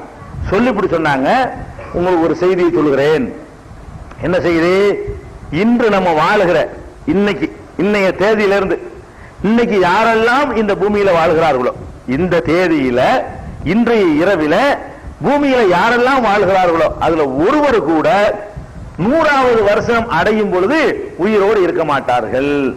ஒரு மெசேஜ் சொல்றாங்க. என்ன சொல்றாங்கன்னு கேட்டா, இன்னைக்கு உலகத்துல வாழ்ற மனிதர்கள், அதாவது இன்னைக்கு பிறந்த குழந்தை வரைக்கும் எடுத்துக்கிறங்க. இன்னைக்கு பிறந்த குழந்தை எடுத்துக்கிறங்க, இன்னைக்கு 10 வயசா இருக்கிற ஒருத்தனை எடுத்துக்கிறங்க, இன்னைக்கு 20 வயசா இருக்கிற ஒருத்தனை எடுத்துக்கிறங்க, இன்னைக்கு ஒரு 50 வயசுல இருக்கிற ஒருத்தனை எடுத்துக்கிறங்க. உலகத்துல மனிதன் என்று இந்த இரவில் யாரெல்லாம் இருக்கிறார்களோ இவர்கள ஒருவர் கூட சரியாக 100வது ஆண்டு வரும் பொழுது உயிரோடு இருக்க மாட்டார்கள். இன்னைக்கு பிறந்த குழந்தையா இருந்தாலும் அது 100வது வருஷம் மொத்தம் போயிடும். அது அல்ல அறிவிச்சு கொடுத்திருக்கான். அதுக்காக மொத்த மனிதனுடைய லைஃபே 100 இல்ல, அந்த ஒரு டேட்டுக்கு அல்ல அறிவிச்சு கொடுக்கலாம். இன்னைக்கு யார் இருக்கிறார்களோ, பிறக்கிறார்களோ, இன்னைக்கு யார் உலகத்தில் இருக்கிறார்களோ, இந்த தேதியிலிருந்து 100 வருஷத்துக்கு பிறகு யாருமே இருக்க மாட்டார்கள் அப்படின்னு சொல்லி ரசூல் ஸல்லல்லாஹு சொல்லிட்டாங்க. ஒரு பேச்சுக்கு இது புகாரியில இஷா தொழுகையை தாமதப்படுத்துகின்ற பாடத்துல முதல் வால்யூம்ல இந்த சம்பவத்தை நீங்கள் பார்க்கலாம். முதல் வால்யூம்ல என்ன செய்யலாம், இந்த 100 வருஷத்துக்கு பிறகு வாழ மாட்டார்கள் என்ற சம்பவத்தை ஒரு 15-16 இடத்துல முதல் வால்யூம்ல மட்டும் இருக்குது. அப்ப இதுல என்ன நமக்கு பாயிண்ட் வழங்குது, ஒரு பேச்சுக்கு ஹிலருங்கிறவர் ரசூல் ஸல்லல்லாஹு அலைஹி வஸல்லம் இந்த செய்தியை சொன்னாங்கல்ல, அன்னைக்கு தேதி வரைக்கும் உசுரோட இருக்கான்னு வச்சுக்கிறோம். ஒரு பேச்சுக்கு கண்டிப்பா 100 வருஷத்துல காலியா இருப்பாரு. வழங்குதா, அன்னைக்கு தேதி வரைக்கும் உசுரோட இருக்கிறாருன்னு ஒரு பேச்சுக்கு ஒத்துக்கிறோம். மூசா நபி காலத்துல உயிரோட இருந்து ரசூலுல்லாஹ் காலம் வரைக்கும் இருந்து அன்னைக்கு அறிவிச்சாங்களா அந்த ராத்திரி, அந்த ராத்திரில உயிரோட இருந்தாருன்னு சொன்னா அப்ப ஹிஜ்ரி 100ல அவுட் முடிஞ்ச கதை. இப்ப கிடையாது, கண்டிப்பா கண்டிப்பா அடிச்சு சொல்ல முடியும். இன்னைக்கு அவர் இல்லை, இன்னைக்கு உலகத்துல யாரும் இல்ல. ஹிலருங்கிறவர் ஒரு பேச்சுக்கு ரசூல் ஸல்லல்லாஹு அலைஹி வஸல்லம் காலம் வரைக்கும் உயிரோட இருந்தார்னு ஒத்துக்கொண்டாலும் ரசூல் ஸல்லல்லாஹு அலைஹி வஸல்லம் இதை சொல்லி 100வது ஆண்டு நிறைவடையும் பொழுது அவர் பூமியில இருந்தார்னு சொன்னா இருக்க முடியாது. 100 வருஷத்துக்கு பிறகு எங்க மொத்தா போயிருப்பாரு அப்படின்னு தான் வழங்கணுமா இல்லையா, அதை வழங்கிடணும். இந்த இடத்துல ஒரு சந்தேகம் வரும். அப்ப ஈசா நபி என்ன, ஈசா நபி மட்டும் எப்படி அப்படின்னு கேட்டா அவர் பூமியில இருக்கல. பூமியில இருக்கிற சட்டங்கள்லாம் அவர் தான் எல்லாம் வசதிக்கிட்டானே, அவர் டியூட்டி கிடையாது. மனிதர்களோட வாழும் போதுதான் சலான் சொல்லணும், நன்மையாகணும், தீமையை தடுக்கணும், ஜக்காத்து கொடுக்கணும், எல்லா காரியம் செய்யணும். அங்க போய் மலக்குகளுக்கா போய் அவர் நன்மை ஏவ போறாரு, தீமை அங்கேயே தடுக்க முடியும். அது வேற டாபிக். ஈசா நபியுடைய வரலாறு தொடர்ல வரப்போகுது உங்களுக்கு. ஈசா நபிக்கு டீடைல்ஸ் நான் சொல்ல வேண்டியதில்லை, ஏன்னா அது நம்ம தொடர்ல எடுத்துக்கிற போறோம். ஈசா நபியை பொறுத்த வரைக்கும் சுருக்கமா இப்ப விளங்கிக்கிற வேண்டிய விஷயம் என்னன்னு கேட்டா, அவர் பூமியில இல்ல, அவர் பூமியில இருக்கிறவருக்கு தான் பேசிட்டு இருக்கிறோம். ஹிலருங்கிற ஒரு நபி, ஈசாவை தவிர யாரும் உயிரோட கிடையாது. ஈசா நபியை தவிர ஹிலரு நபியோ இல்யாஸ் நபியோ அல்லது இத்ரீஸ் நபியோ 4 பேர்ல உயிரோடு இருக்காங்களாம். இந்த இட்டுக்கட்டப்பட்ட ஆளுக்க செய்திகளை சொல்றவங்க 4 பேர் உயிரோடு இருக்காங்களாம் உலகத்துல. ஒன்னு ஈசா நபியாம், அது சந்தேகத்துக்கு இடம் இல்லாம நம்ம நம்புற விஷயம். மீதி 3 பொய். அது என்ன 3, இத்ரீஸ் உயிரோடு இருக்கிறாரு மூத்தா போல, இல்யாஸ் உயிரோடு இருக்கிறாரு, ஹிலர் நபி உயிரோடு இருக்கிறார். ஆக 3 பேர் உயிரோடு இருக்கிறாங்கன்னு சொல்லுவாங்க, அது பொய். ஆக இத ஒரு விஷயத்தை என்ன செய்யணும், விளங்கிக்கிறனும். ஈசா நபி அவர் ஹிலருங்கிற ஒருத்தர் உயிரோட இருக்க முடியாது, இருக்கவில்லை. இருந்திருந்தா அவருடைய கடமைகளை எல்லாம் நினைஞ்சிருப்பார், இவரு நிறைவேற்றி இருப்பார் என்பதை 2வதா தெரிஞ்சுக்கணும். அதுக்கு அடுத்தது இன்னொரு விஷயம், இந்த ஹிலருங்கிறது இருக்குல்ல, இவருக்கு ஏன் இந்த பேர் வந்துச்சு, பேருக்குலாம் நம்ம காரணம் அறையக்கூடாது. ரசூலுல்லாஹ் சொன்னா சொல்லிக்கலாம். ஒவ்வொரு பேருக்கும் நீங்க நீங்களே அரைஞ்சிடக்கூடாது. மூசானியா பேர் வந்துச்சு, அது நமக்கு தேவையில்லாத. ரசூலுல்லாஹ் சொல்லாட்டி பேசக்கூடாது. ஹிலருக்கு சொல்லி இருக்கிறாங்க. ஹிலரு என்று அவருக்கு ஏன் பேர் கேட்டா, அவருடைய இயற்பேர் அது கிடையாது. ஹிலருங்கிறவருக்கு பேர் ஏன் வந்துச்சுன்னு கேட்டா, சஹீஹுல் புகாரியில 3402வது ஹதீஸாக இருக்கிறது. நபி ஸல்லல்லாஹு அலைஹி வஸல்லம் சொல்றாங்க, அவர் ஒரு வெண்மையான ஒரு இடத்துல உட்கார்ந்தார். ஹிலருங்கிற வார்த்தைக்கு அர்த்தம் பச்சைன்ற அர்த்தம். ஹிலருங்கிற வார்த்தைக்கு அகராதி அர்த்தம் என்ன, பச்சை பசுமை அப்படின்னு அர்த்தம். பச்சை கலர் இருக்குல்ல, பச்சை கலர் சட்டை போட்டுருக்காங்கன்னா ஹிலருன்னு சொல்லலாம், பச்சை கலர்னு அதுக்கு அர்த்தம். அவர் ஒரு இடத்துல உட்கார்ந்து இருக்கிறாரு, அதுக்கு பின்னாடி அவர் பச்சையாக அப்படியே அது தெரிந்தது. அதனால அவருடைய பேரை என்னவாயிடுச்சு, ஹிலருன்னு வைக்க பட்ட பேர் தான் இவருக்கு பேரு. அவ அப்பா அம்மா வச்ச பேரு இல்ல, என்ன ஒரு காரணத்துக்கு தானே ஆகிருக்குது. இவருக்கு என்னமோ ஒரு பேரு வைக்கப்பட்டிருக்கிறது. இவர் இந்த பச்சை கலரா மாறினதுனால இவர் எல்லாரும் நினைச்சிட்டாங்க பச்சைன்னு பேர் வச்சு விட்டாங்க. பச்சை புளியா சிவப்புளியான்னு சொல்றாங்க இல்லையா, அது மாதிரி இவருக்கு பட்ட பேராக வைக்கப்பட்டதுதான் பச்சைங்கிறது. ஹிலருக்கு அர்த்தம் பச்சை. இந்த பச்சைக்கு காரணம் இதான் சொல்லி புகாரில 3402வது ஹதீஸை பாத்தீங்கன்னா நீங்களே அதை தெரிஞ்சு கொள்ளலாம். இது ஆதாரபூர்வமான ஹதீஸா இருக்கிறதுனால நம்ம இதை இது பண்ணக்கூடாது. அடுத்தது என்னன்னு கேட்டா, இந்த ஒரு அந்த கொன்றார்ல ஒருத்தான அது சிறுவன் சில மொழிபெயர்ப்புகள்ல, சில விளக்க உரைகள்ல, சில தப்சீர்கள் என்ன செய்யறாங்கன்னா, அது சின்ன பையனை தான் அவர் கொன்றார். அந்த 3ல 3 சம்பவம் நடந்துச்சுலங்க. அதுல ஒரு சம்பவம் என்னன்னு கேட்டா, ஒரு பையனை கொல்றாரு. அது சின்ன பையனை அவர் கொண்டு விட்டாரு அப்படின்னு சொல்றாங்க. சின்ன பையனா இருந்தா அவன் அவனுக்கு ஈமான் குஃப்ர்லாம் இருக்குதா சொல்ல முடியாது. அவன் ஈமான் பருவம் அடைஞ்ச பிறகு எந்த கொஸ்டினுமே வரும். அப்ப சின்ன குழந்தையா இருக்கும் பொழுது கொள்றதுங்கிறது என்பது ரொம்ப டூ மச் ஓவரா இருக்குது. அப்ப இதுக்கு என்ன அர்த்தம் கேட்டா, அந்த மூலத்துல வரக்கூடியது என்னன்னு கேட்டா, அம்மல் குலாமுன்னு வருது. குலாம் என்ற வார்த்தை வந்து சின்னவனுக்கும் சொல்லப்படுற வார்த்தை தான். அதே நேரத்தில் சின்னவனுக்கு மட்டும் சொல்ற வார்த்தை இல்ல, வேலை செய்யற பையன், வேலைக்காரன் அர்த்தம். சின்ன பையனா இருக்கலாம், 20 வயசா இருக்கலாம், 25 வயசா இருக்கலாம். அப்ப எல்லா வயசையும் எடுத்துக்கொள்ளக்கூடிய வார்த்தையை தான் நல்லா வந்து யூஸ் பண்றான். அதனால வந்து சிறுவன் என்றுதான் பல மொழிபெயர்ப்பு நீங்க பாப்பீங்க. அது சிறுவனா இருக்க முடியாது என்பதற்கு வந்து அதுலயே காரணங்கள் இருக்குது. என்ன காரணம் இருக்குன்னு கேட்டா, மூசா நபி அப்ஜெக்ஷன் பண்றாங்கல்ல, அந்த அந்த பையனை கொல்லும் போது என்ன சொல்லி கொள்றாங்க, அவன் யாரையுமே கொல்லல, அப்ப எதுக்கு நீங்க கொல்றேன்னு கேக்குறாங்க. பிகைரி நப்ஸ்ங்கறாங்க. அவன் யாரையும் கொல்லாம இருக்கும்போது நீ அவனை போய் கொல்றேன்னு கேட்டா அது யாரா இருக்குனப்ப பொடியே இல்லைன்னு அர்த்தம். ஒரு யாரையும் தண்டிக்கிறதா இருந்தா யாரை தண்டிக்க முடியும்? சின்ன பையனுக்கு தண்டனை கொடுக்க முடியுமா? ஒரு சின்ன பையனை அறுவாள் எடுத்து வெட்டிவிட்டான். 10 வயசு பையன், 5 வயசு பையன், அறுவாள் எடுத்து வாப்பா வயது குத்தி காலி பண்ணிட்டான். இவனை தண்டிக்க முடியுமா? பருவனடையாட்டி தண்டிக்க முடியாது, உலகத்திலையும் தண்டிக்க மாட்டாங்க. மைனர் ஜெயிலில் அனுப்பி, சீர்திருத்த பள்ளி ஜெயிலுன்னு கூட சொல்லக்கூடாது, சீர்திருத்த பள்ளியில் அனுப்பி அவனுக்கு கிளாஸ் நடத்தி அவனை பக்குவப்படுத்த பார்ப்பாங்களே தவிர அதுக்கு வந்து தண்டனை சொல்றது கிடையாது. அப்ப இவர் வந்து மூசா நபி சொல்றாங்க, அக்கதல்த நஃப்ஸன் ஸகியத்தன் பிகைரி நஃப்ஸின், யாரையும் கொல்லாத ஒரு ஆத்மாவை கொண்டு விட்டாயே அப்படின்னு சொன்னா, அவர் விவரமான ஒரு இளைஞரா இருந்தா தான் இந்த வார்த்தை என்ன செய்ய முடியும், சொல்ல முடியும் அப்படிங்கிறத நம்ம அதுல இருந்து விளங்கிக்கிறணும். அது போக இன்னும் சில அறிவிப்புகள் என்ன வருதுன்னு கேட்டா, அதுல விளையாண்டு கொண்டிருக்கும் போது இளைஞர்களோடு விளையாடி கொண்டிருந்தார்னு வருது. ஒரு அறிவிப்புல என்ன வருதுன்னு கேட்டா, அந்த இளைஞர்களோடு விளையாடி கொண்டிருந்தார்னா சின்ன பையனை இளைஞர் சேர்க்க மாட்டாங்க இல்லையா, அந்த பையன் இளைஞனா இருந்து கொண்டு வெளிப்படையா அவனுடைய குஃப்ரு, வெறியாட்டம், அவனுடைய தப்பு, அவனுடைய அநியாயம் எல்லாம் தெரியுது. இந்த அராஜகத்தினால தாய் தந்தையருக்கு அநியாயம் பண்ணிடுவான், இல்லன்னா குழந்தையை கொள்றதுக்கு எந்த நியாயம் இல்லையில. உங்களுக்கு ஒரு டவுட் வரும்ல, ஒரு சின்ன பையனா இருக்கும்போது இவன் பெருதாள் வளர்ந்து இவன் காபிர் ஆகி இவன் தாய் தந்தை அப்படின்னு நினைக்கிறது வந்து ஒருத்தன் செய்யாத தப்புக்கு தண்டிக்கிறதா போயிடுது. அப்படி அல்லாஹ் செய்ய மாட்டான். இந்த உலகத்துல வந்து அந்த மாதிரியான ஏற்பாடுகளை எல்லாம் செய்ய மாட்டான். அப்ப நம்ம அது என்னன்னு புரிஞ்சுக்கொள்ள வேண்டும் என்று கேட்டா, அவன் இளைஞனா இருந்து அநியாயம் பண்ணிக்கிட்டு இருந்தான், ரொம்ப ரவுடித்தனம் பண்ணிக்கிட்டு இருந்தான், பெற்றோர்களுக்கு ரொம்ப இடைஞ்சல் பண்ணிக்கிட்டு இருந்தான். அவங்க மூமின்களா இருக்காங்க இல்லையா, இறை நம்பிக்கையாளர்களா, அந்த இறை நம்பிக்கையை போக்குற அளவுக்கு அவங்களை மிரட்டி கொண்டிருந்தான். இவனால் அவங்களுக்கு ஒரு பெரிய பல வகையிலையும் இடைஞ்சல் இருக்கும் பொழுது இப்பதான் நியாயமாகும், இப்பதான் ஒரு ரீசன் காரணம் கிடைக்குது அவர் செய்வதற்கு. வந்து இவன் லேசான ஆள் இப்ப செஞ்சிட்டு இருக்கான் பாரு, இதே மாதிரி அதிகமா போய் செய்வான். ஒருவேளையும் செய்யாத ஒரு குழந்தைய வச்சுக்கிட்டு இவன் நாளைக்கு அப்படி செய்வான்னு சொல்லி கொள்ள முடியுமா? அப்ப அந்த மாதிரி அந்த சிறுவன் என்று எடுத்துக்கொள்வதா இளைஞன் என்று எடுத்துக்கொள்வதான்னு கேட்டா, இளைஞன் என்று எடுத்துக்கொள்வதுதான் அதுக்கு சரியான விளக்கம் என்று சில அறிஞர்கள் தான் சொல்றாங்க. பல பேர் சிறுவருங்கிறாங்க. நாம் வந்து சில பேர் சொல்றதை ஏத்துக்கிறோம், கரெக்டா இருக்கிறோம், நம்பரை பார்க்காம அதைத்தான் நம்ம ஏற்றுக்கொள்ள வேண்டும் என்பது இதுல இருந்து அறிந்து கொள்ள வேண்டிய இன்னொரு விஷயம். அதுக்கு அடுத்தது வந்து இந்த சம்பவம் தொடர்பாக சில செய்திகள், என்ன செய்திகள் கேட்டா,